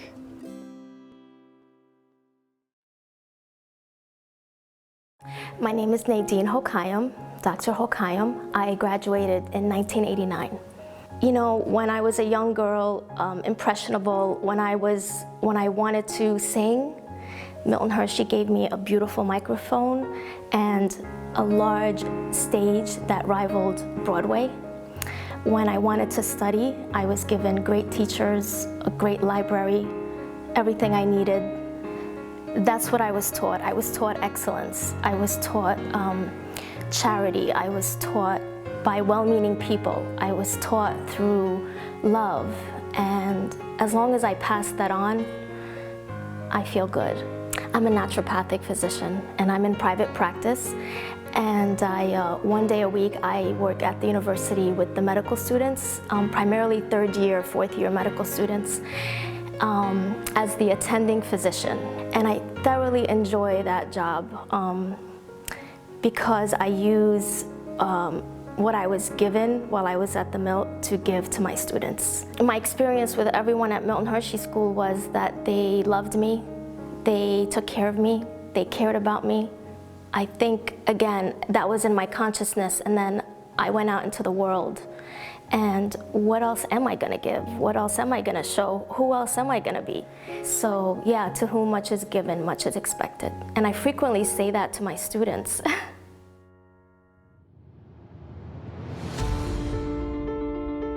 There is no better place to find your spark than at Milton Hershey School. A place where you're surrounded by love, opportunity, and high expectations. Ask yourself, if not here, then where? If not now, then when? Finding our passion requires us to live from the inside out because our sparks come from within. Our passion is formed by who we are, where we came from, what we believe, where we are going, and who we want to be. So let's strive to be creators of positive sparks. Let's challenge ourselves to light candles of encouragement throughout the entire school community. We can't let anything dim the light that shines within. Our purpose is developed and revealed during the darker times of our life. The darker it gets, the spark within shines brighter and our purpose becomes even more clear. No amount of darkness can hide your spark of light. Find your spark. Be the spark. Share your spark. I truly believe that each of us is destined to make a difference. That we are made to accomplish amazing things.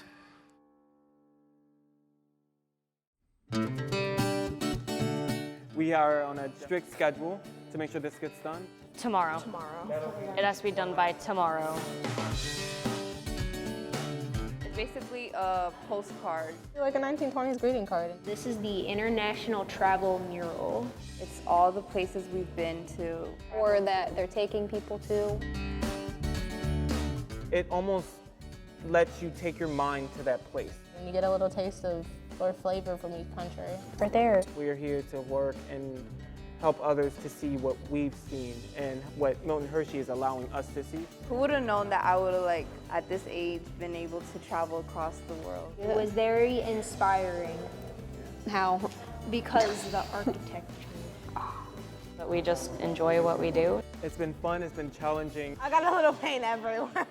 But the most tricky part was doing the windows because there's so many windows on here. It pushed me to do better.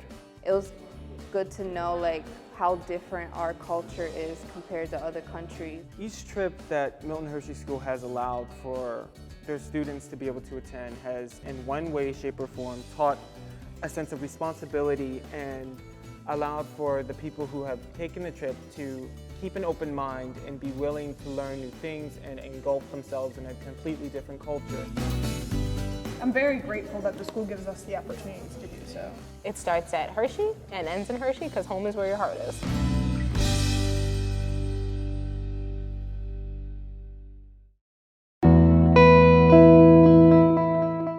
My name is Sebastian. I'm an intern here with the White & Turner Contracting Company. I'm interested in engineering because it's something that I always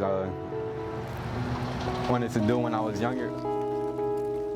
White & Turner itself, their Hershey office, they provided me with a lot of different opportunities to kind of immerse myself in what they do. Like in a 10-story garage, there's probably, I don't know, 5,000 pieces of concrete. And we have tried our best to expose Sebastian to many aspects of what we do, from bidding, work, from going out to job sites, a plant tour like we are today here at High Concrete Structures. They are a large precast concrete fabricator. Wasn't really expecting, but it was there, and once I saw it, I realized how big some of these structures can get. You know, I hope he takes away a strong urge to continue his education, to endeavor into the field of engineering. If I wasn't here, definitely wouldn't be doing an internship, but Milton Hershey gave me the opportunity to really understand what an internship can do, and gives me better insight as to what I want to do. From what I've seen of Sebastian this summer, he has all the attributes of being a professional engineer in the future.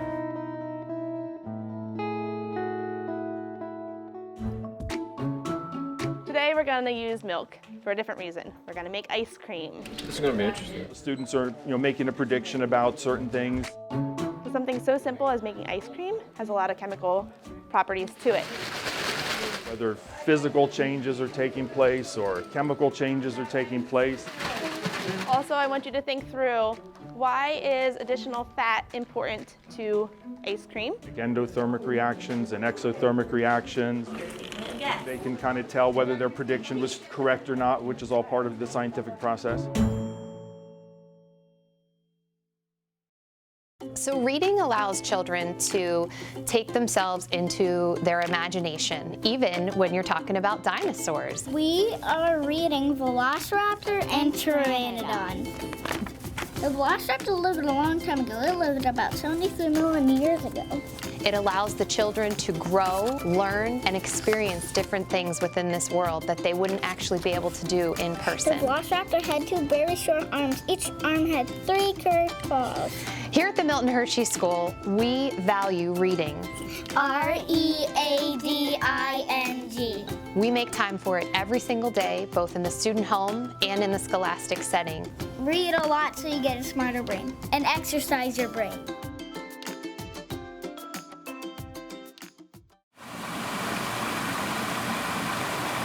I'm Nathan Gorley. I go to Milton Hershey School. Right now we're at the Huntsdale Fish Hatchery. This internship to me is really valuable. And so, I feel like I've read all these books and I have all this knowledge, but then when you actually get in the field, you learn you know nothing. And there's a whole new world of ideas and thoughts that go behind everything that you didn't know existed. I had this one chance opportunity to work with Fish and Boat Commission, and I took it because every opportunity I get will lead me one step closer to where I want to be. I've learned a lot about the fisheries and how they start. They actually, spawn their own eggs. They don't order eggs. Like usually, if we're doing something in a lab, we'll order a sample. Here, they have fish that they continue to collect eggs from. My dream would be to be a wildlife biologist or a fisheries biologist. I feel like this internship gives me a glimpse about what I want for a future career.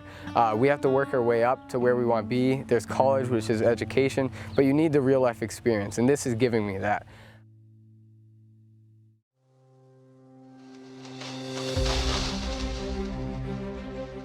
just look at us. We're just one big campus, one big family. So if we can be a spark for one another, then people from the outside communities and all that will definitely look at that and just say, wow, like those many people put together are a huge spark. Be the spark. I would love to help other students accomplish what they don't think they can by my experiences. And so it could be from my aha moment to their aha moment. Because everyone can make a change in someone else's life. I think we all can be a spark this year. A spark can cause change of events because once something happens, another thing can happen. Everyone has their purpose in life, and people find it at different times. So just because you haven't found it yet does not mean you don't have one.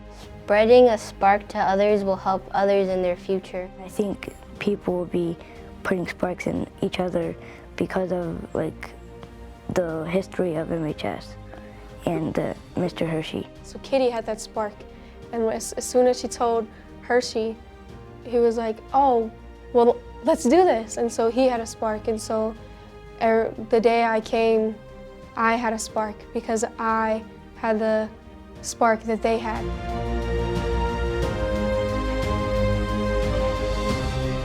Everybody's going to have a major setback in life.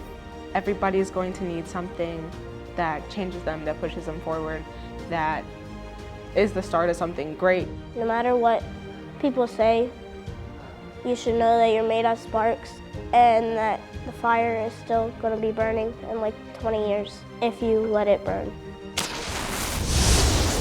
The spark is the beginning, but the fire is the end.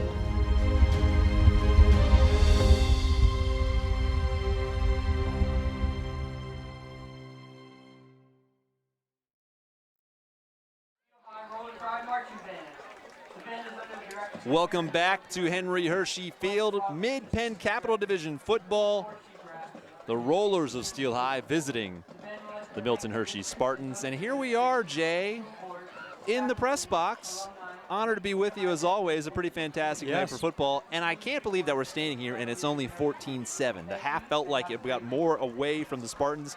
Credit to a big defensive play, but hey, we're right back in this game. Well, especially the way Steel High came out so quick. I think they scored on their first two possessions quite easily at that. So, you know, for the fact that we're only down a score, has got to, you know, the Spartans have to come out with a little bit more from that.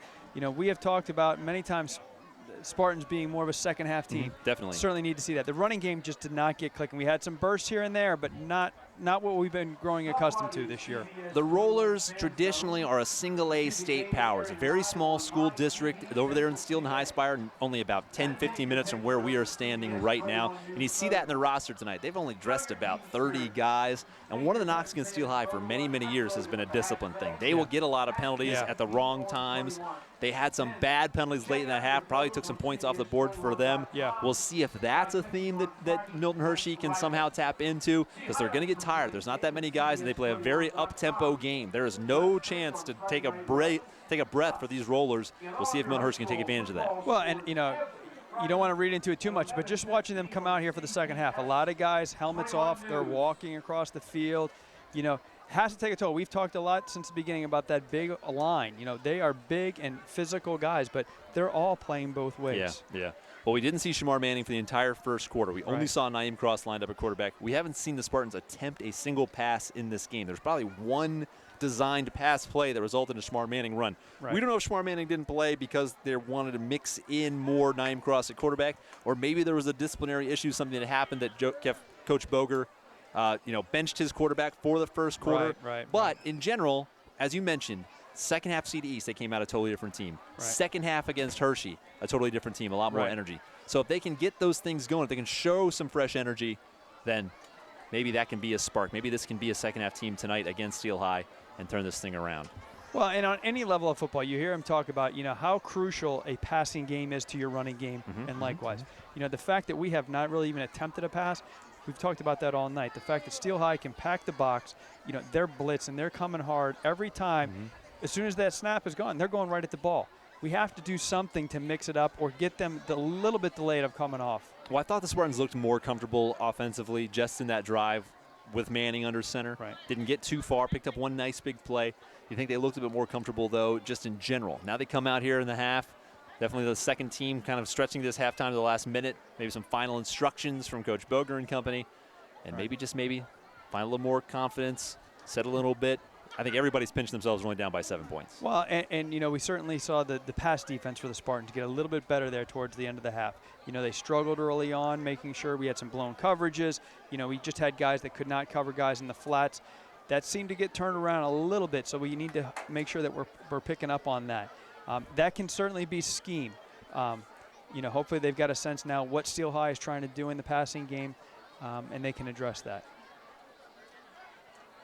Well, we appreciate you being with us tonight on MHSkids.org. Also worth mentioning, so our game is not just streaming on MHSkids.org. You can also stream us right on YouTube. Yeah. So if you go to YouTube, search Milton Hershey School, you can find our game streaming there, and then you can go back and watch it as well. If you missed some of this one or you want to go back and relive some of the great moments in that CD East comeback or some of those highlights late against Hershey, you can rewatch those games. And also, maybe you want to head over to campus. Yeah, and in fact, if you know anybody that might be interested in learning more about the school, you know, go ahead and hit us up on our website, or you can go ahead and call our admissions office there, the number at the bottom of the screen. You know, they can have the opportunity to come visit our campus, learn a little bit more about our school, and meet with our admissions staff. No obligation obviously necessary, but the fact that they can come and learn about this wonderful place that we are so proud of and all the opportunities that go along with it. If you know somebody that might be interested in that, don't hesitate to get on our website, share that number, share our website, and we'd love to have them. Well, the Spartan offense didn't manage many first downs in the first half. They only got the ball even into roller territory one time, and they were driven back by a penalty. So it's, if you're going to win this game, if you're going to even make this a contest the rest of the way, you got to move the ball offensively. You got to find some rhythm. They will get the kick to start the game, to start the half. So we'll see if the offense come up with a spark, see if they can set the tone, and hopefully tie this game right back up. Like to see the ball really in Naeem Cross's hands in some room where he can work.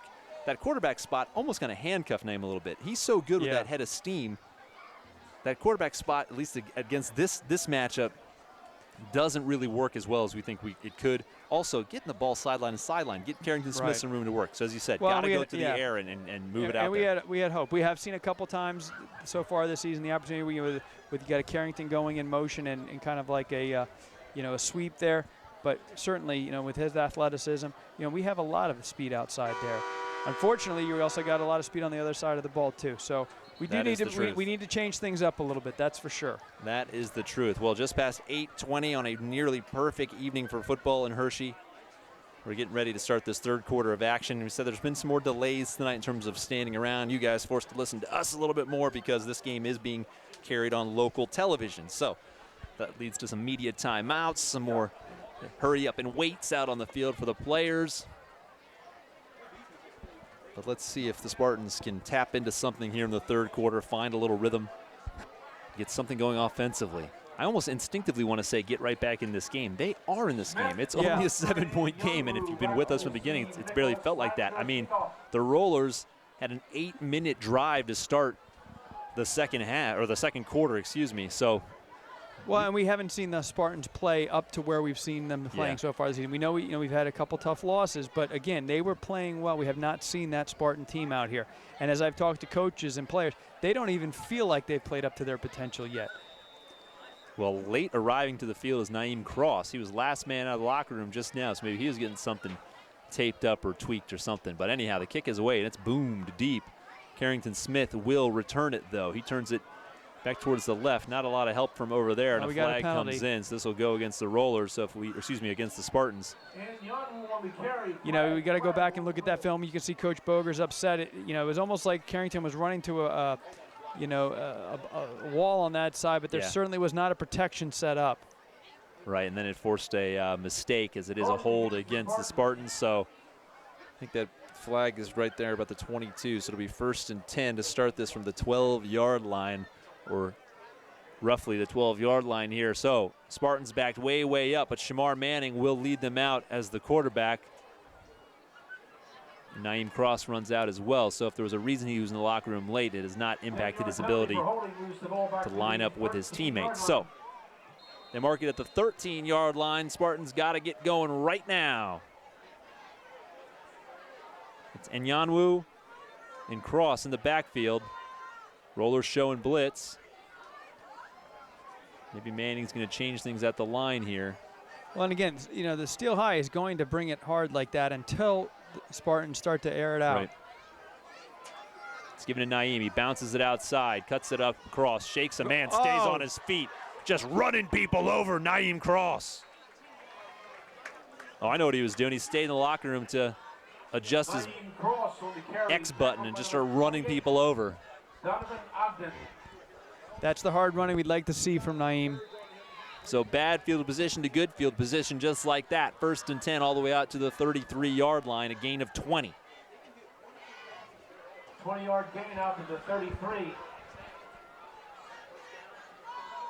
See the Rollers, though, not phased. Loading the box once again. The man got somebody jumps. jump off sides. And the Spartans will pick up 5. You mentioned it coming out of the half. You know, Steel High has been known that they can get frustrated and make some mental mistakes.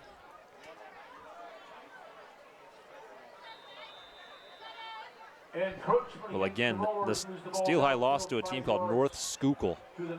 I don't want to knock North Schuylkill, but Steel High doesn't lose to teams like that too often. Oh, we got our own guy jumping now. But they didn't call it. Well, he's off the line of scrimmage, so he's allowed to move. And Yanwu met the line, pushed back. Keeps his feet. Keeps his feet. Picks up pretty solid. They give him, looks like they're going to give him 2 yards before he's driven back. So Thiago's asked to do some of the dirty work. I think we often talk about Naeem kind of making the highlight runs, but Thiago's the guy who. Well, he's the one that had the breakout we saw. Yeah, we started talking about last year. Plenty of breakouts. Yeah, we had a high hopes for him coming into this season. Shouldn't say he doesn't have his highlight moments, but Thiago does a lot of that dirty work. I mean, that was a broken play, but he still manages 2 yards and makes it 2nd and 3 here. And he's in the backfield now with Shamar. It's Naeem in the up back spot there behind the tight end. Thiago again waits for the hole to open. It doesn't, and he's going to be fortunate at the line of scrimmage, loss of about 1 yard. No, now the ball's loose, and Steel High says they have it. You almost wonder why there wasn't a whistle at some point there. Yeah, and that's what Boger can't believe. And Yanu comes up without the football, and the Rollers have it, but I'm with you. I think there should have been momentum stopped. Yeah, you're all for, you know, giving them an opportunity to let it down, but that certainly had stopped forward progress. All right, so the Spartans now have to react again on defense, come up with their own big play. And Young on the carry, fumble. Yeah, we were both kind of shell-shocked by that one. Drive had some energy to it, and then just kind of a weird fumble inside there, but still Malachi Young is back on the field with his buddy Dupree Andrews, that star back, and Dupree's got it. And once again, he's pushing blockers up ahead, shaking people out, and I think he's got a first down just like that, or he's very close. 9 yards on that carry. Seemed to be that same inside trap they've been running all night with success. Well, sometimes when you feel like you've been wrong, that's when you finally answer back. So even if they gave up points here, maybe that's the last sort of punch the offense can take before they really wake up. As I see Shamar and Thiago kind of having a discussion on the sideline right now. Yeah, 2nd and short for Malachi and Dupree Andrews. Dupree's got it, cuts it back again, makes a man miss. He's got the first down. He's out to at the 25-yard line. I'm going to say it right now. I almost call him Jermaine Dupree every time. I don't know why, but Dupree Andrews. First name Dupree, last name Andrews. 25-yard line. Gain of 5. First down, ball set at the 25-yard line. Clock running here, under 9.5 in the 3rd quarter. See if Jelani Licorice, one of those defensive backs, can come up with a big play here. Keep in mind the defensive backs are still without Tyke Branch Hamilton. He got hurt in the 1st quarter and has not returned.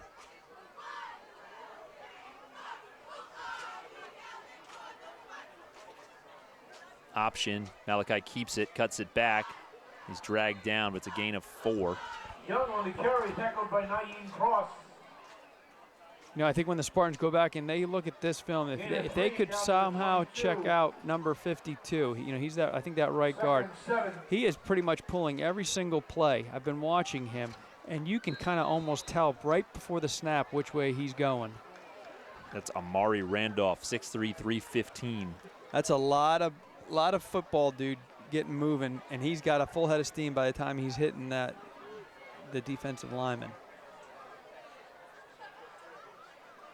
Malachi, quick toss here out for Kayvon Hope. Turns it upfield. He's got the first down. Pass complete to Hope. Down to the 13-yard line. So it'll be 1st and 10 from the 13-yard line. Spartans go to their big package as Clemente checks out. I want to recognize once again Levi Wager Jr. has been getting some serious run tonight, doing a nice job.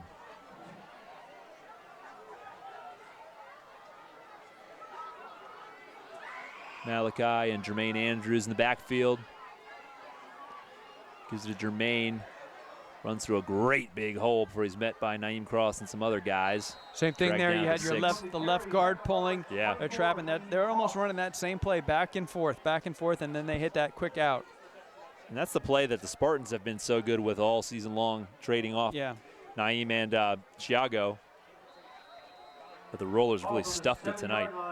So that ball's now at the 7-yard line, makes it 2nd and 3.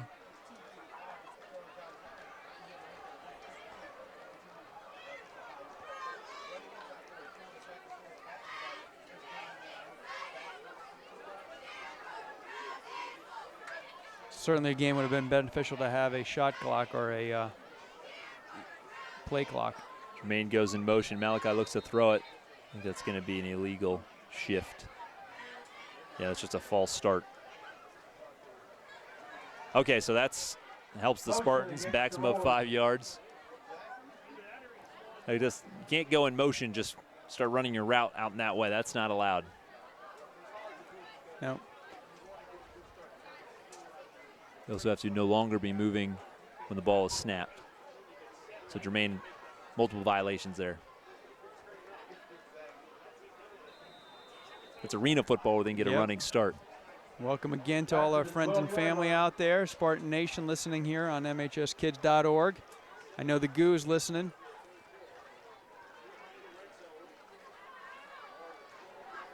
All right, now 2nd and 8, and it's amazing what these steel high drives do. I mean, they just eat up the clock. We now are under 7 minutes just like that in the 3rd. So Malachi takes a look around, signals it around. Drops back to throw it, looking to the end zone. Lots of traffic out there. We got a flag down now. There's a flag down. I think the ball is loose anyway. I thought he caught it. Tell you what, sure-handed receivers for Steel High, Javion Grant, but the flag is down. Spartans are happy. It's another hold against Steel High. So we kind of hoped for this. It's kind of a repeat performance. The last time the Rollers got all the way deep down in their own territory, penalties sent them way, way back.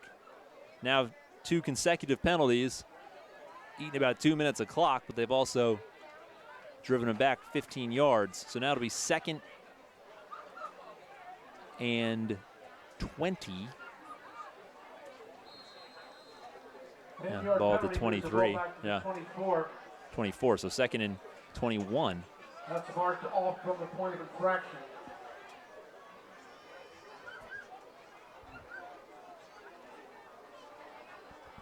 But watch out for the big man on the bottom of your screen, Nathaniel. Quick toss to the top of the screen instead for Kayvon. Kayvon's got some room. He's met big there. Hit, Zion Paris. Zion Paris did a nice job from that linebacker spot. I wonder how many colleges are calling about Zion. I mean, that guy is big and fast and athletic. And Zion is just he is a senior. Zion Paris.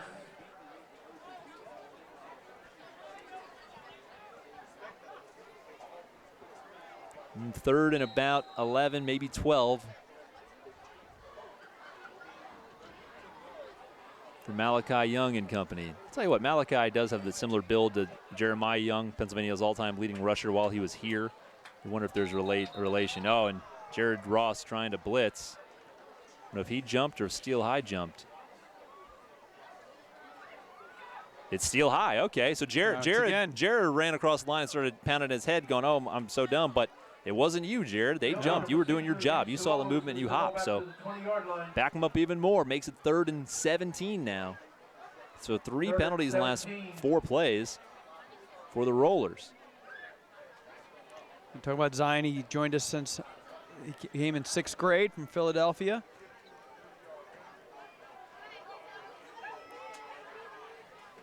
Coach is trying to call out Nathaniel. the 6'4" receiver on that side. Malachi looking to throw. Here comes the pressure. It's tipped at the line. It's way up in the air, but it's caught by a lineman, but then quickly gobbled up. So nice job by the Spartans to create some confusion, then also not break under the broken play. So. Well, and Young took quite a smack there. He got hit pretty hard. He was on his back. That was Kareem Rory. He's really one of their senior leaders. You watch this team work, who is able to snag that ball and bring it down. So now 4th down. No sign of a kicker, although he was making them from that distance, though, at half. Yeah, he was trying longer than this. Nicholas Nadlinger has shown a decent leg, but they're not going to call on him. They're just going to try to look for the big points. Their coaches are telling Sean Proctor to watch that corner. They're watching Kayvon Hope over there, and also keep your eyes on the bottom of your screen for Lethaniel Webster Spencer. So 4th and 14 from the 20. Really, this is just going for the end zone. They move the pocket. He lets it fly up in the air. I think he's overthrown his man. Oh, it's incomplete. Carrington almost had another pick, but again, wisely drops it. 3 rollers back there. Okay, so Spartans bend but don't break. So they lose about 8 minutes of clock, but we start basically right where the half started. 14-7 ball on the 20-yard line. I'll tell you what, we bring you lots of good football. How about some football, the other variety? Monday afternoon, Monday evening, senior night, 7 o'clock, right here, MHSkids.org or on the YouTube channel. Taking on York Country Day School. Spartan Soccer does have a couple of wins this season, doing a nice job. Yep. A nice night to honor our seniors. Always a big night for all of our sports here. The fact that we get to do that is really special. It's always heartwarming, too, because we know a lot of our students might not be able to have family here for those nights, so they always are able to identify other adults that they have meaningful relationships with to spend that time with them. There's Naeem getting eaten up. Somehow stays on his feet, though, getting pulled and pulled, working really hard. And that's about the hardest you will work for a 1-yard gain as you will ever see. Naeem cross with the carry up to the 21-yard line. But I'll tell you what, as a football coach, you have to love a run like that. Oh, my goodness. I mean, we talk about the highlight tapes to send to college. Just send him that one. Yeah. The guy looks like he should. Any other normal hearted human being would have given up and gone down with a 5-yard loss. But nope, Naeem somehow turns it into a positive gain.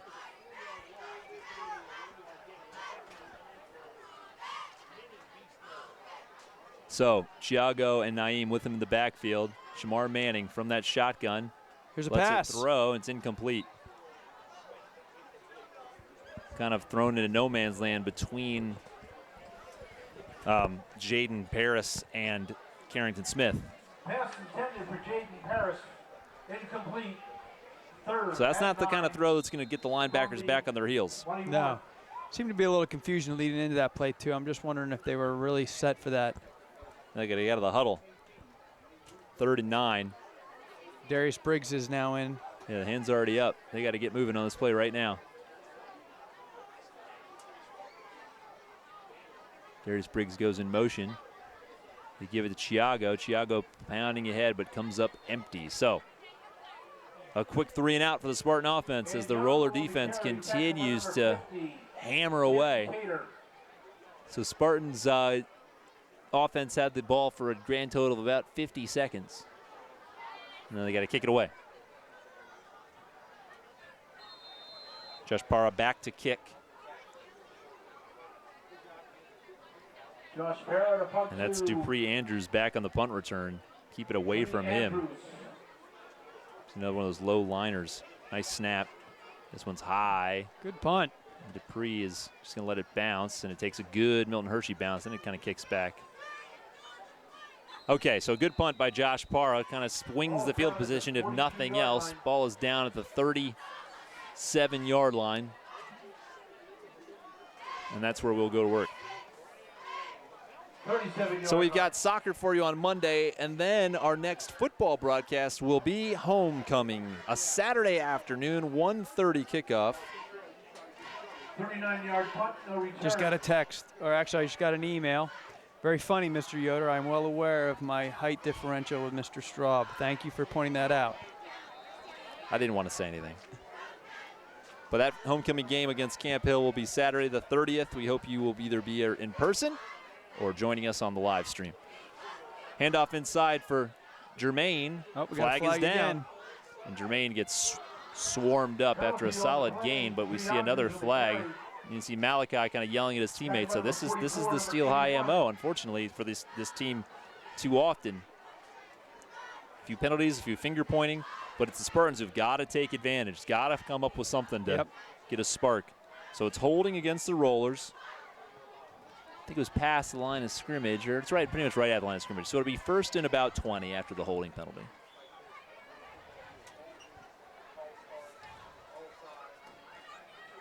There's our big man, Josiah Gibbs, working hard up the middle. Also in there tonight, Isaiah Morales, a sophomore.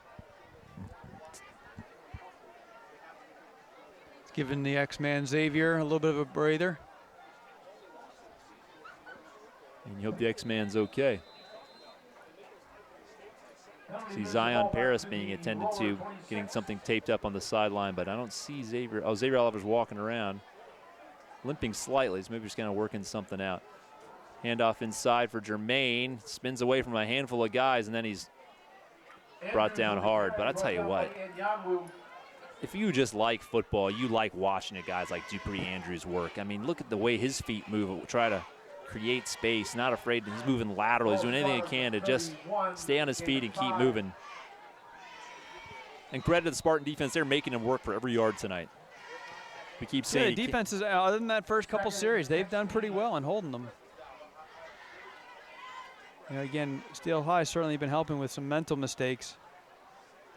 2nd and 16 here. Malachi Young by himself in the backfield now. See if Jared T. Ross just comes with that linebacker blitz. Now, quick toss out. And there's flats. Jermaine with room to work. Spartans will gobble him up, though, so it'll be 3rd and about 8, I believe. This is where the defense has to come up with something. Rollers have not punted tonight. They only have 14 points, but they've just been stuffed on 4th down a couple of times or backed themselves into a 4th down corner where they're not in a position to punt. So make it 3rd and about 7. I hate to get ahead of myself. That's usually the jinx. Yeah. First, you got to get stopped on 3rd. Let's see what can happen here. Need a big push up the middle here. Again, now when you got that trips out left, let's look for that quick screen with the 2 other receivers putting the block on. I would look for this outside guy to take a step back. There it is. There it is. Been that way all night. That's Kayvon, and he's got the first down and more. Kayvon Hope flying ahead all the way down to about the 41-yard line. Tackled by Yanwu. Yeah, the only way you're going to be able to stop that really is get some hard edge coming off the end there and get those hands up and block that throwing lane. 40 yards. No, Carrington Smith comes on as a safety. Thiago Anyanu is out there as a linebacker.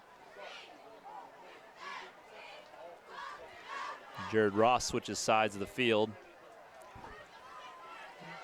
Clemente Ojanaka back out there in his defensive end spot. And Malachi Young and Dupree Andrews, the guys who've been doing all the work. And there goes Dupree. Wow. Flashing through. He's got so a first quick down. off the step. So quick. Yeah, he's at top speed right from the get-go, which is so hard to defend. And give credit that Steel High line is really opening him up some running lanes. So that'll about do it for the half as we go under 30 seconds. I don't know if they're going to get off another play or not. But it's another half dominated by Steel High's possession. No points, quarter. No points in that quarter. Still just a 7-point game. Looks like they're going to get one play off here. So let's see what happens. Malachi. Quick toss. Nathaniel, the big man, is involved here, and he's driven back. Nice tackle. Chris Fernsworth. Well defended. A gain of about 5, so it'll be 2nd and 5 from the 25-yard line when we come back. 1 quarter to go. Can the Spartans hang around and pull off something here at home? Don't go anywhere. MHSKids.org.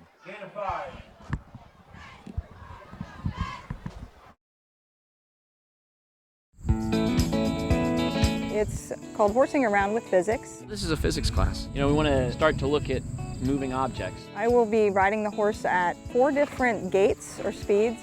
Kinematics, and that's the description of motion. And there'll be students lined up every 10 meters. They will be filmed and raise their hand as the horse goes by. Trying to figure out the meters per second. Brainstorming, how would I describe the movement that'll be a little bit more meaningful, maybe retain the experience and the knowledge a little bit better.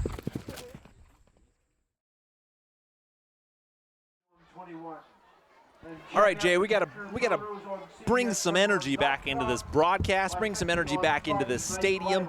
Gotta breathe some fire back in here. That quarter was downright dominated by the Rollers. Took the wind right out of the Spartans after the halftime break, but the Rollers scored no points. It's still 14-7. They're marching here, but gotta find a spark. Gotta do something to bring these Spartans back to life. Because Spartans are a team, they thrive on adrenaline. You know, they thrive on that big play. They thrive on when things get exciting. But the problem is right now they have to create that. You know, like we talked about, it's been a little bit of an ugly game here lately. A lot of mistakes, a lot of, you know, penalties with sporadic hits and plays here and there. But the Spartans really need to start, you know, as we said many times, they need to start playing as well as they possibly can, that we know they can. Yeah, they absolutely have it inside them. They've got the talent. They got the experience. These guys have got to just find a way to get it done right now. You talked about kind of.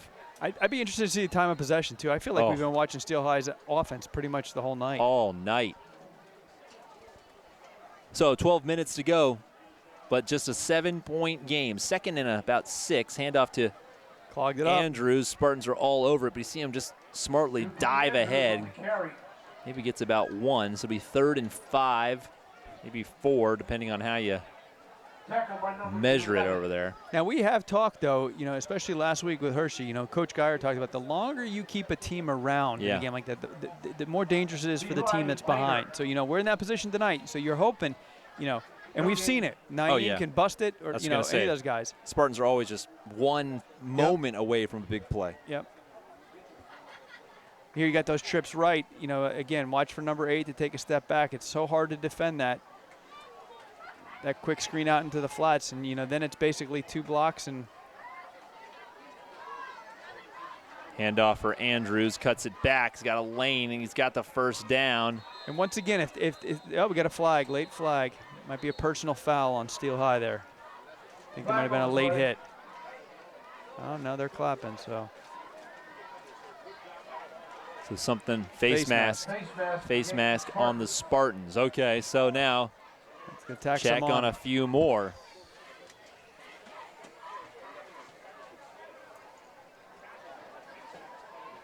So 1st and 10 from the 12 or 13. Takes it down the 11-yard line. And the 11, okay. I think they spotted the 12. So now the Rollers are right back where they've been a couple of times. They've had 2 straight possessions deep into Spartan territory that have come up empty because of their own penalties. We'll see if they can punch it in here. Leading 14-7. Malachi keeps it. He's dragged down maybe a yard on the play. Xavier Oliver. Carry, tackle by number 65. Xavier Oliver. Still see our new friend Levi Wager out there as well. Jared Ross doing a nice job. No gain, 2nd and 10. So no gain on the play after Oliver's tackle. There's Dylan Bird lined up out there too.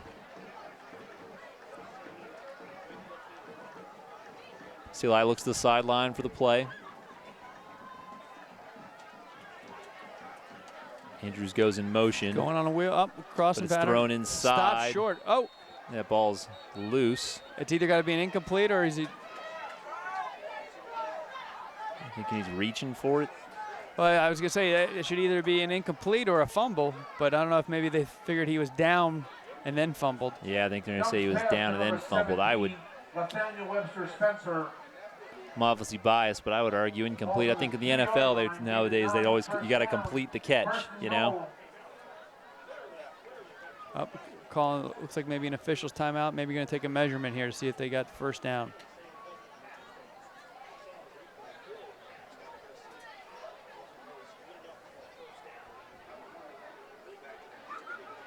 What's funny about this is it just plays right into Steel High's style tonight, which is just slow it down and eat the clock. First down. First down. So 1st and goal now inside the 3. All right, we need to see that Spartan defensive line here. We got big Stanford Mason in there, and need to plug up that middle.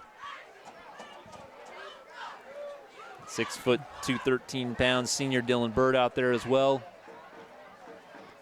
Lined up next to Xavier Oliver. Zion Paris is back in there. Whatever he had taped up isn't slowing him down much. So we go under 10 minutes here in the contest. Steel High going with the spread here. High snap. Oh, Malachi keeps keeper. it. It's going to be close. No signal. Down to the 1 yard line. Yep, Xavier Oliver there once again. Second and goal.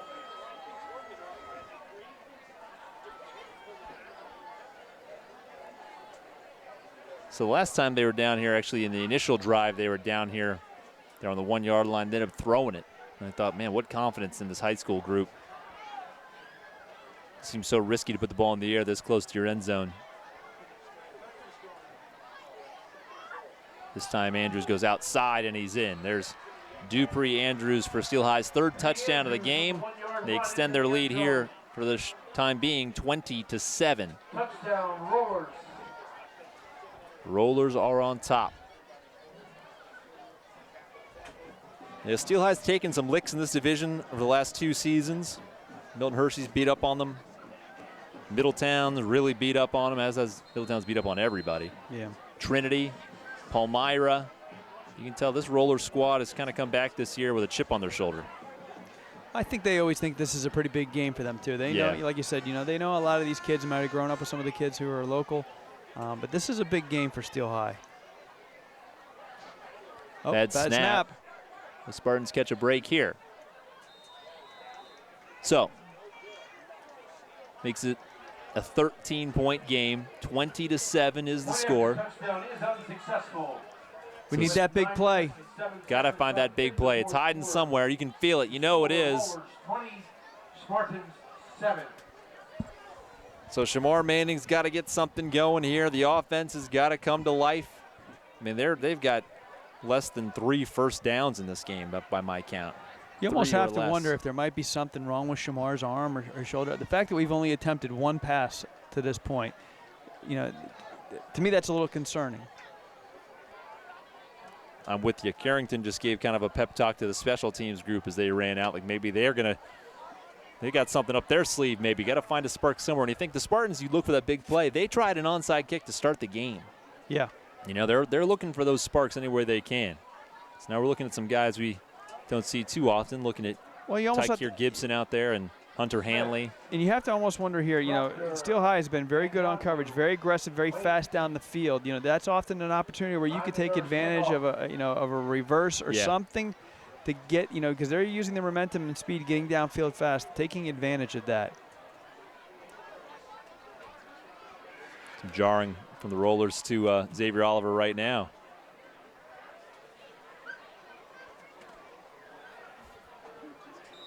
I hope it's all in jest. I'd like to think guys are having fun like that.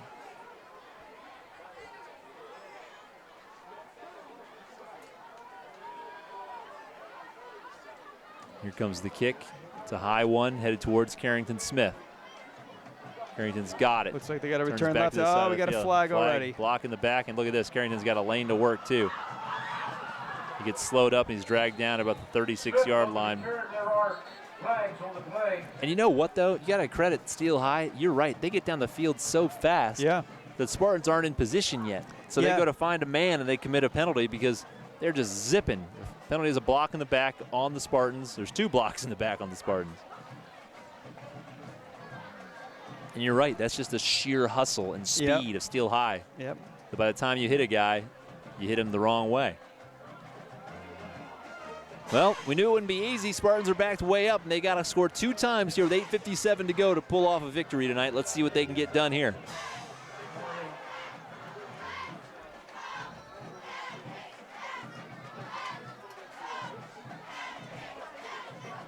Block in the back against the Spartans. Moves the ball back to the Spartans will start from their own 7. 8-yard line. And 8.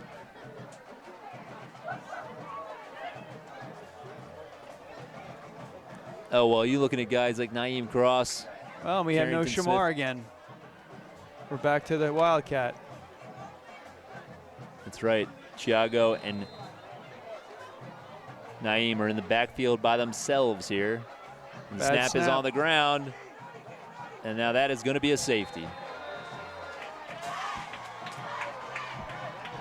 Well, when it rains, it pours sometimes. Yep.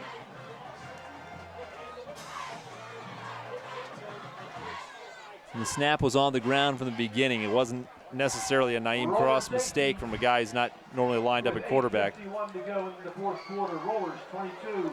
Well, and unfortunately now, too, the Steel High will get the ball right back.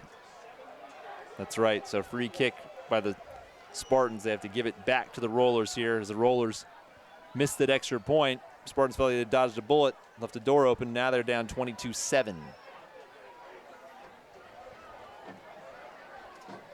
I want to take an opportunity once again. If you know a family or anybody that might be interested in Milton Hershey School, you can see the information right there on the website, mhskids.org/succeed.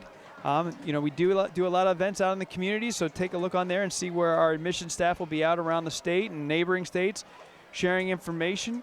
Many of those involve a meal. You can come out and have dinner and learn about the school. So again, if you know if anybody's interested in learning more about the opportunities here at Milton Hershey School. Also want to take a minute to plug our Fall Family Weekend coming up.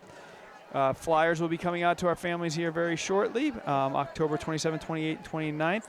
Do believe we have an away football game that night, but a lot going on that weekend. We're going to have a Spartan Sponsor Academy for our new parent sponsors. You can come and learn as much as you can about the school and how you can support your student.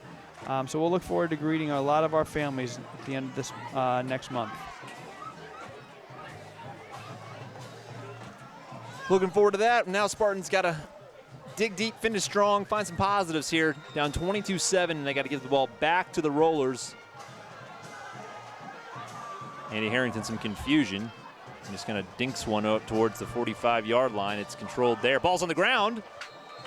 Oh, could the Spartans catch a break here? They desperately need one.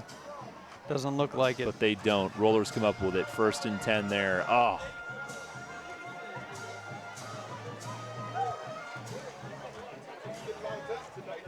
That's why you kick it to an up man. Maybe they mess things up, but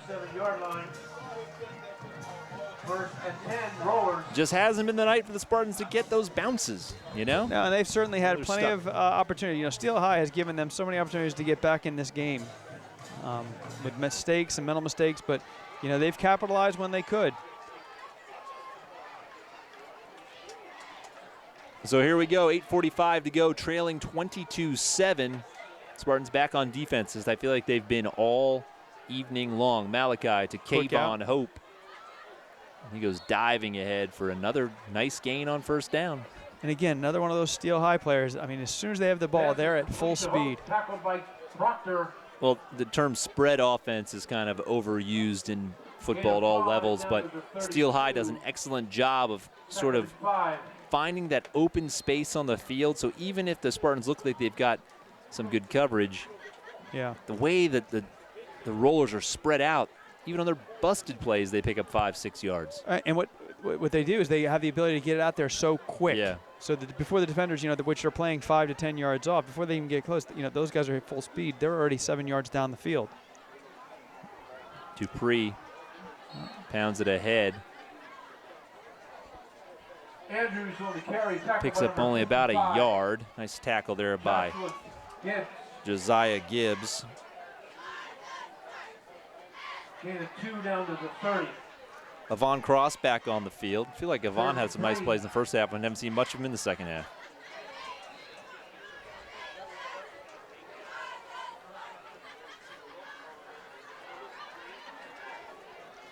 Steel High certainly taking their time,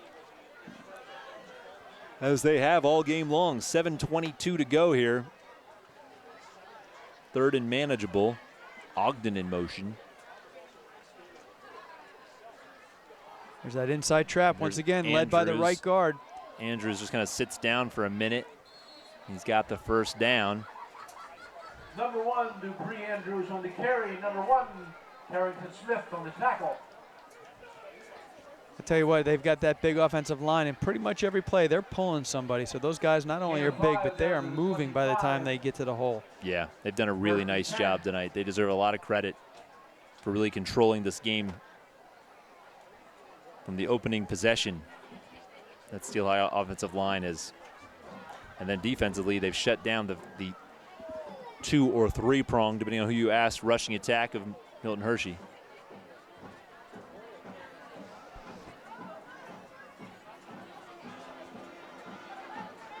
First and 10 from the 25. Oh, ball's That's on the a ground. Fumble. Looked like Malachi got back on top of it naturally. Ref's already calling out second down. Yep, Malachi Young just fell on his own fumble.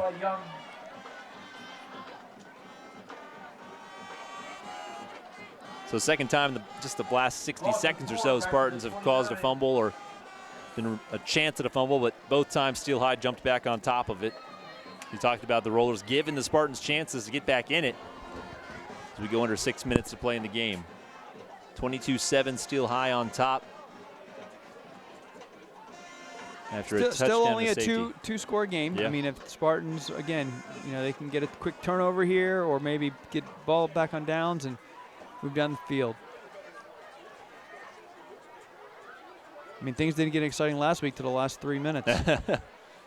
That's the truth. There we Here go. goes Dupree. Met at the line, rolls ahead for a yard, but that's it. I mean, you got to really tip your cap to Steel High in that they have pitched a shutout on that Milton Hershey offense. I mean, don't get me wrong, Hershey High did it for a half last week, but then once they got it rolling, Spartans had some big plays, and they had plenty of yards in that game. They just couldn't finish it off. The offense has been completely just the legs out from under them in this game. Right. And that scares you because when people talk about the rest of this division, they're still talking about East Pennsboro and Middletown, who played tonight, by the way. That ball's out into the flat. That could have been picked. Maybe Chiago had a chance at it, but well, not and quite. and Camp Hill coming into town next week. I think it's no secret that they've got some potential big weapons on offense. They have that All-American tight end, and they're always a team that we struggle with because they like to air it out. And they're a well-coached and disciplined team. Now, granted, it'll be our homecoming. We'll have huge crowds here, but at the same time, that puts a lot of pressure on our team. Knowing homecoming, you want to talk about the pressure involved with a cocoa bean game. Homecoming's probably just right there with it. And of course, it doesn't help when you have all the old alumni back in the stands talking about how well they were and yelling.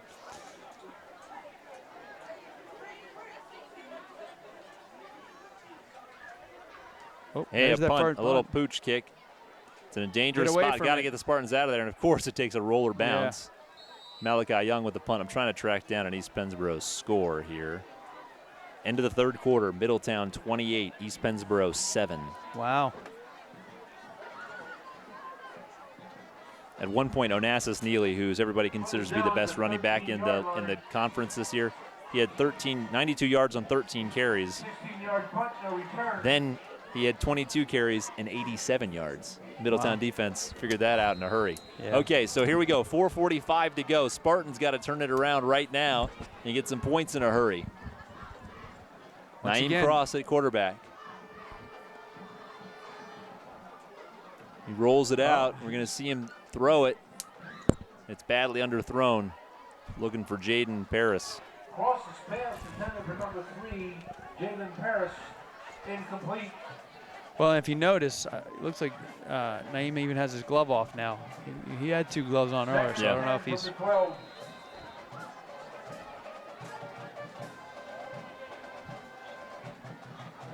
Second and 10, ball's at their own 12-yard line after Malachi even got a favorable bounce on a punt. Here come the blitz. Naeem's got some run, some space here. Trucks over a man out across the 30-yard line. Just love watching him run. He looks for the contact. I mean, there he could have juke move, but he figured, and as big as strong as he is and as fast, he's gonna get an extra 2 yards on every single contact. And there's the way that Wildcat can work. He saw the blitz, read it, and just found the opening spot. Now he's got to do it again here. This time he breaks towards Get that it. corner. Yep, Chiago gets a nice block on the corner. There goes Naeem. Big block right there. He's got another first down. He's out across. Nice job by Jaden Paris coming back and making a block. He went out and ran his route, didn't get open, turned back around and hustled back and laid out a big block. To the 45. They're out to the 45-yard line. So already the most efficient drive of the game for the Spartans.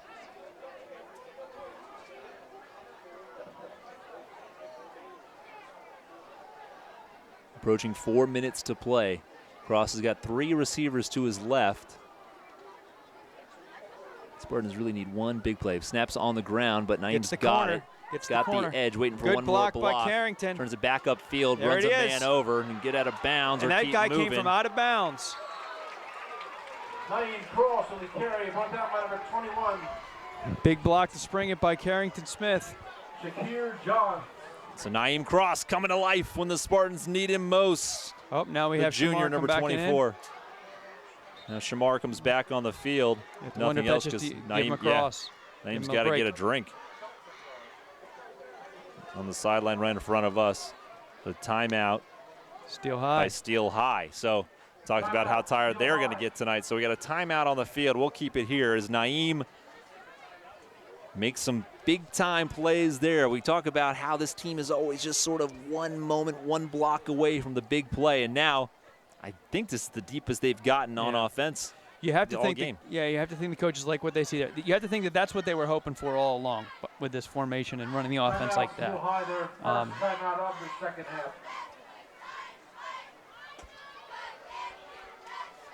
So Rollers really just need a chance to catch their breath as suddenly the Spartan offense comes to life. We're at 3:45 to go. Spartans got to score twice and catch a few breaks along the way. But if nothing else, you haven't had anything to build on. You think about how sort of, flat these guys felt all week after losing the Cocoa Bean game. You just want something to build on. You want something to feel good about when you line back up at practice on Monday. And here's the thing. Even though with that 2-point safety, we're still on a 15-point game here, which is a 2-score game. Yep. Again, you punch this in. Then who knows? Shamar Manning is back out there now under center. He looks to throw. Here comes the pressure. Oh, it's intercepted.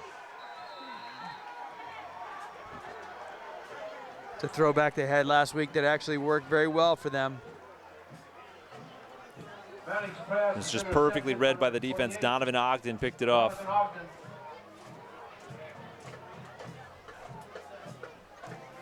Spartans need to hold him here.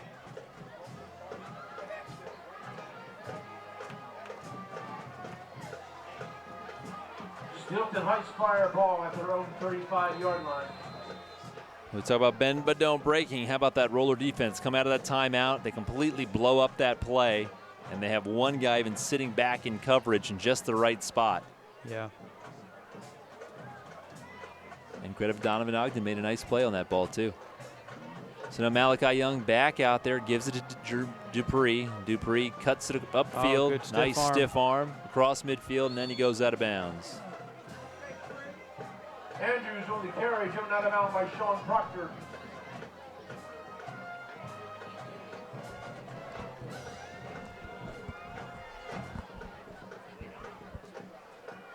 Spartans checking on Tyke Branch Hamilton. Tough to see him go down in the first quarter, and he's been sitting there on the bench ever since. 20-yard gain. You hope his injury's not too serious. Hopefully just a rolled ankle. He was hopping around on it when it initially happened, so hope it's just a sprain of some kind.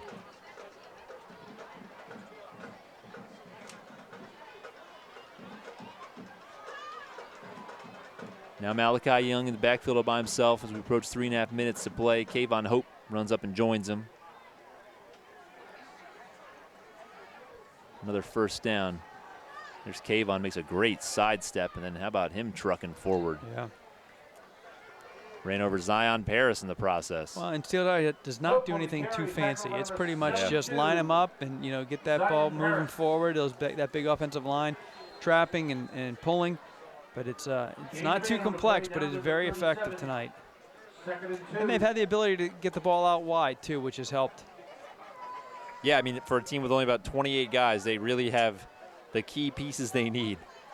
Long, athletic receiver, quarterback who can deliver it, 2 or 3 really quick guys, and then a textbook. Couldn't design them any better on your computer offensive line. Another inside There he handoff, is. another inside trap, and there goes Dupree. Andrews. When you can run a trap like that for 15 yards, you're going to be hard to beat. Hey, Monday night, how about some Spartan soccer, football of the other variety? We'll bring it to you as well right here on MHSkids.org. Senior night taking on York Country Day School. Should be a exciting one. At the 25-yard line. Right here at Henry Hershey Field. Yeah. Under the lights, senior night. 12. First and 10. Hopefully we'll see a lot of our families here to honor their seniors. If not, you catch it right here on live stream.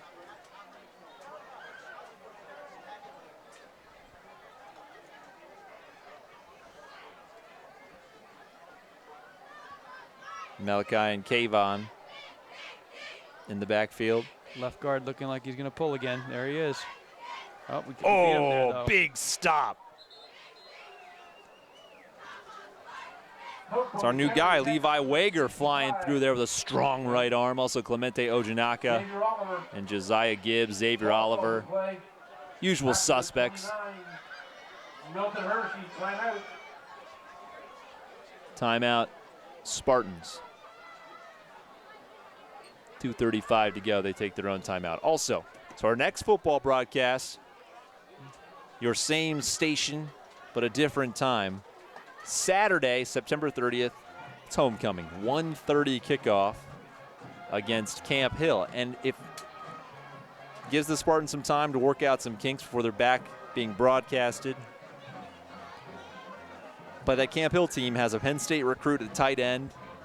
They've gone through some mid-season coaching changes, but they'll come ready to play. Where do they go next week? Get a look at that schedule. They go to. They have a bye week. They got some time. Oh no, I'm just forgetting where we are in the universe. Excuse me. Next week is Saturday, Camp Hill. I was going to say. But then East Pennsboro amazing. Coming, you know, it's and we got amazing East what Pennsboro your brain can Onassis, do. That's Neely. right.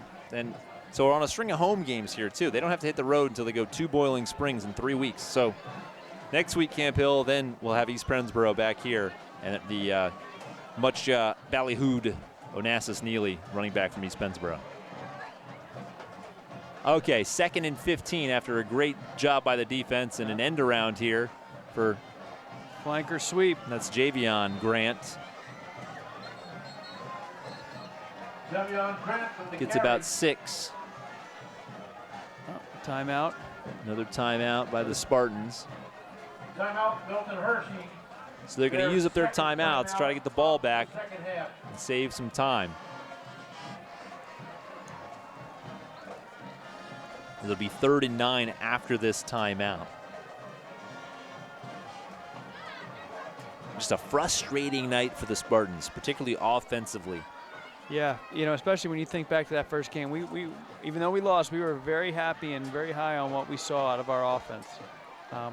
You know, and honestly, primarily what we saw with the development of our quarterback there in the second half. You know, Shamar came out, looked much more confident, had great touch, was throwing with confidence. You know, we had some very high hopes coming out of that first game, which was a loss, especially, you know, that they go down and have a defined win in their second game, and then obviously we know what happened last week. But, you know. No, we said in the pregame this team could easily be 3-0 tonight, and in some ways probably should be 3-0 tonight, but just have never gotten it going against the Rollers. So 3rd and 9, got to get a stop here. Spartans have 1 timeout remaining. Malachi with all kinds of receivers, 4 guys to his left, and now I was going to say, they don't even have all the coverage out there. Dupree moves in next to him. They give it to Dupree. He's initially hit but gets away, turns it upfield, and then he's dragged down. Be short. But you have to think Josiah they're going to go for it here Gibbs. unless they're going to let that kicker come in. What was that? Excuse me.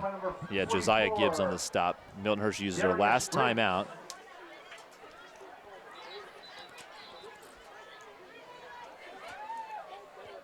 Gain of 3 down to the 21. And again, I almost want to see the Spartans get the ball back just to try to put a serious drive together, something to build on for next week. You want something positive to end on. And there's a roller injured on the field over there, so you don't. Looks like he's going to be able to get up on his own power. Well, maybe not. He's going to roll over just for a moment. So Spartans now got to get one more fourth down stop, which if you're going to find a positive tonight, they have found a way to come up big on fourth down a couple of different times. Now, some of those were enormously long, 4th and 20s and things like that. But they've done pretty well in the red zone. That's they for really sure, have, but yeah. And to consider how long they've been playing defensively. You can't even say with this squad how long the defense has been on the field. So many of the Spartans this year are playing on both sides of the ball. But, you know, at the same time, so is Steel High. Oh, absolutely. No, I just mean that you can't just give credit to Spartan defense. So many of these guys are asked to do a lot. For Steel High, that's just Steel High football. It's a small school district, not a lot of kids. And that's why Steel High, what's interesting about them is that even when they're 5-5 in the regular season, they're thinking about deep state playoff runs because Class A just isn't that deep. Right. Yep. You know, when people they play a lot of up. They play up a lot of Sure. Well, their division, their entire conference schedule is up. So they know exactly what they're going to run into. But when you're talking about Class A teams even in the state of Pennsylvania, it's essentially Southern Columbia, Clairton, and Steel High. Year in and year out. One thing I'll also say for Steel High is they have a lot of community backing. You know, they got a pretty good crowd. They came all the way out here tonight. You know, they have a lot of people. No, they do. And they have some super fans, some guys who you will see at every Steel High event. You know, the same group of guys, they don't miss anything, and they're on it. They're cheering for their kids with the right attitude. It's a special place. When they were winning those state championships, were some fantastic times to just be a high school sports fan around here. And here they're going to go for it on 4th down, leading 22-7, try to put this game away. First down here would do it as the Spartans are out of timeouts. They need 6 yards from Malachi. It's an option, gives it up to Dupree Andrews, Darius but Briggs, he's dragged down. Nice play. Darius Briggs has it covered. And Josiah Gibbs and Xavier Oliver finishes the tackle. So Spartans get the ball back, 2:13 to go, no timeouts. Looks like Naeem Cross will be your quarterback. Shamar Manning is not in that huddle. Well, and, you know, one of the things you have to consider there, too, is with no timeouts left in 2.5 minutes, running the ball, you know, that's going to eat up a lot of clock quick. Yep. So you need some big plays, and they have to happen in a hurry. Naeem Cross and Thiago Enyanu, 3 receivers to his right, 1 to his left. Naeem's throws it out there, complete to Jaden Cross. Late flag, though, way behind the play. And the ball pops loose. That's a fumble. Big hit. Jaden Cross coughed it up. Rollers have it. Crosses pass through Jaden. Harris, flag on the play. They call him Jaden Cross, Jaden Paris. And Jaden made a really nice run, too. Just got hit at the wrong time. Helmet right on the football. There's a flag way back here. By the time it came out, I only saw a Spartan near the flag. I didn't see anybody else around it, so I'm assuming a personal foul of some variety. I just don't know who's it against. Well, they're sending the defense out. They're sending the defense out.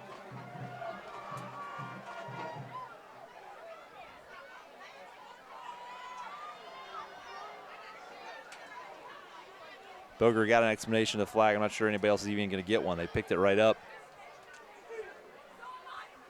It was a big gainer, and just like that, the defense is back on the field. What a wild, just out-of-character night this has been for the Spartans. Yeah, this has certainly been a letdown on many levels. Penalty flag is picked up. Roller ball at their own 40-yard line. So Spartans have no timeouts. I think you can just kind of go victory formation here. We'll see if the Rollers looks like that's what they're going to do. Go that direction. Yeah, Malachi Young under center for the first time tonight. He's able to take a knee. So that will do it, folks. We are under 2 minutes to go, and we'll just kind of fill to the end here. But, Jay, this one leaves a bad taste in your mouth. It does. Now, fortunately, we do have homecoming coming up.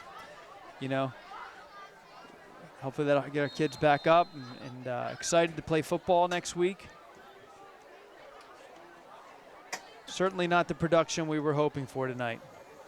Not at all, to say the least. And now, here we are, week 4 of the season coming up, and we've got a bit of a quarterback controversy. I'm not going to know which way to go. I don't know if it was a, coach's decision or if there's maybe an injury we're not aware of. I mean, he did come out and attempt to throw one. Yeah, we saw it, and it was a decent throw. And, I mean, I guess if you're Jeff Boger now and his offensive coaches, you can kind of dig into the bag of tricks and try to come up with some motion and some handoffs and some plays that utilize his skill set and utilize some other athletes around him in ways we haven't seen. I mean, we talked in pregame about getting Carrington Smith the ball in more interesting ways on offense. He didn't have a touch on offense tonight. Yeah. Well, and the other thing, you know, with running this Wildcat, you know, it's also taking a little bit away from what Naeem could do as a running back, I think. You know, he certainly did not have the explosiveness tonight that we have seen previously. And some of that credit goes to Steel High. They've got some offense on defense. They really did their job scouting this team because we talked about the success they're having with that inside trap. That's been the bread and butter all season. Yeah. And it has not been utilized tonight. They didn't get anything going offensively. Turnovers were a problem. And now the teams will line it up here at Henry Hershey Field. Well, and again, Steel High did a real nice job of running, but also getting those quick hit-outs. You know, those are so hard to defend on this level. Yeah, a rough one. So last week ended in sort of heartbreaking fashion. Tonight, the Spartans never quite get it going, offensively especially. A lot of heart on defense, a lot of things to be proud of in that effort. But Steel High comes to Henry Hershey Field and gets it done tonight. They are your victors by the score 22-7. The Spartans fall to 1-3 this season. I think if you're with us for the CD East game, you'd be shocked to think they've only won one of those next 3 games. But that's the way it is. That's the way it has turned out. And so, Jay, not much to say about this one, except let's just get ready for Saturday. Be a big crowd, be a big energy. Look forward to having everybody come back home. Yeah. And, you know, again, hopefully Spartans will rebound from this and put on a little bit better performance next week. Yeah, they're a lot better than they showed tonight, and they got a lot of work to do this week and bounce back next week. A very beatable Camp Hill team. Yeah. The team that basically everybody will expect the Spartans in the preseason to win that game. So we're going to come out with some fire. Jay, thank you for what you're doing tonight. We appreciate it. And thanks everybody who made this possible. My name is Mike Straub from Mr. Jay Garvey. For everybody who made this live stream possible. For everybody here in Henry Hershey Field tonight, safe travels, and we'll see you next time on MHSkids.org. Good night, folks.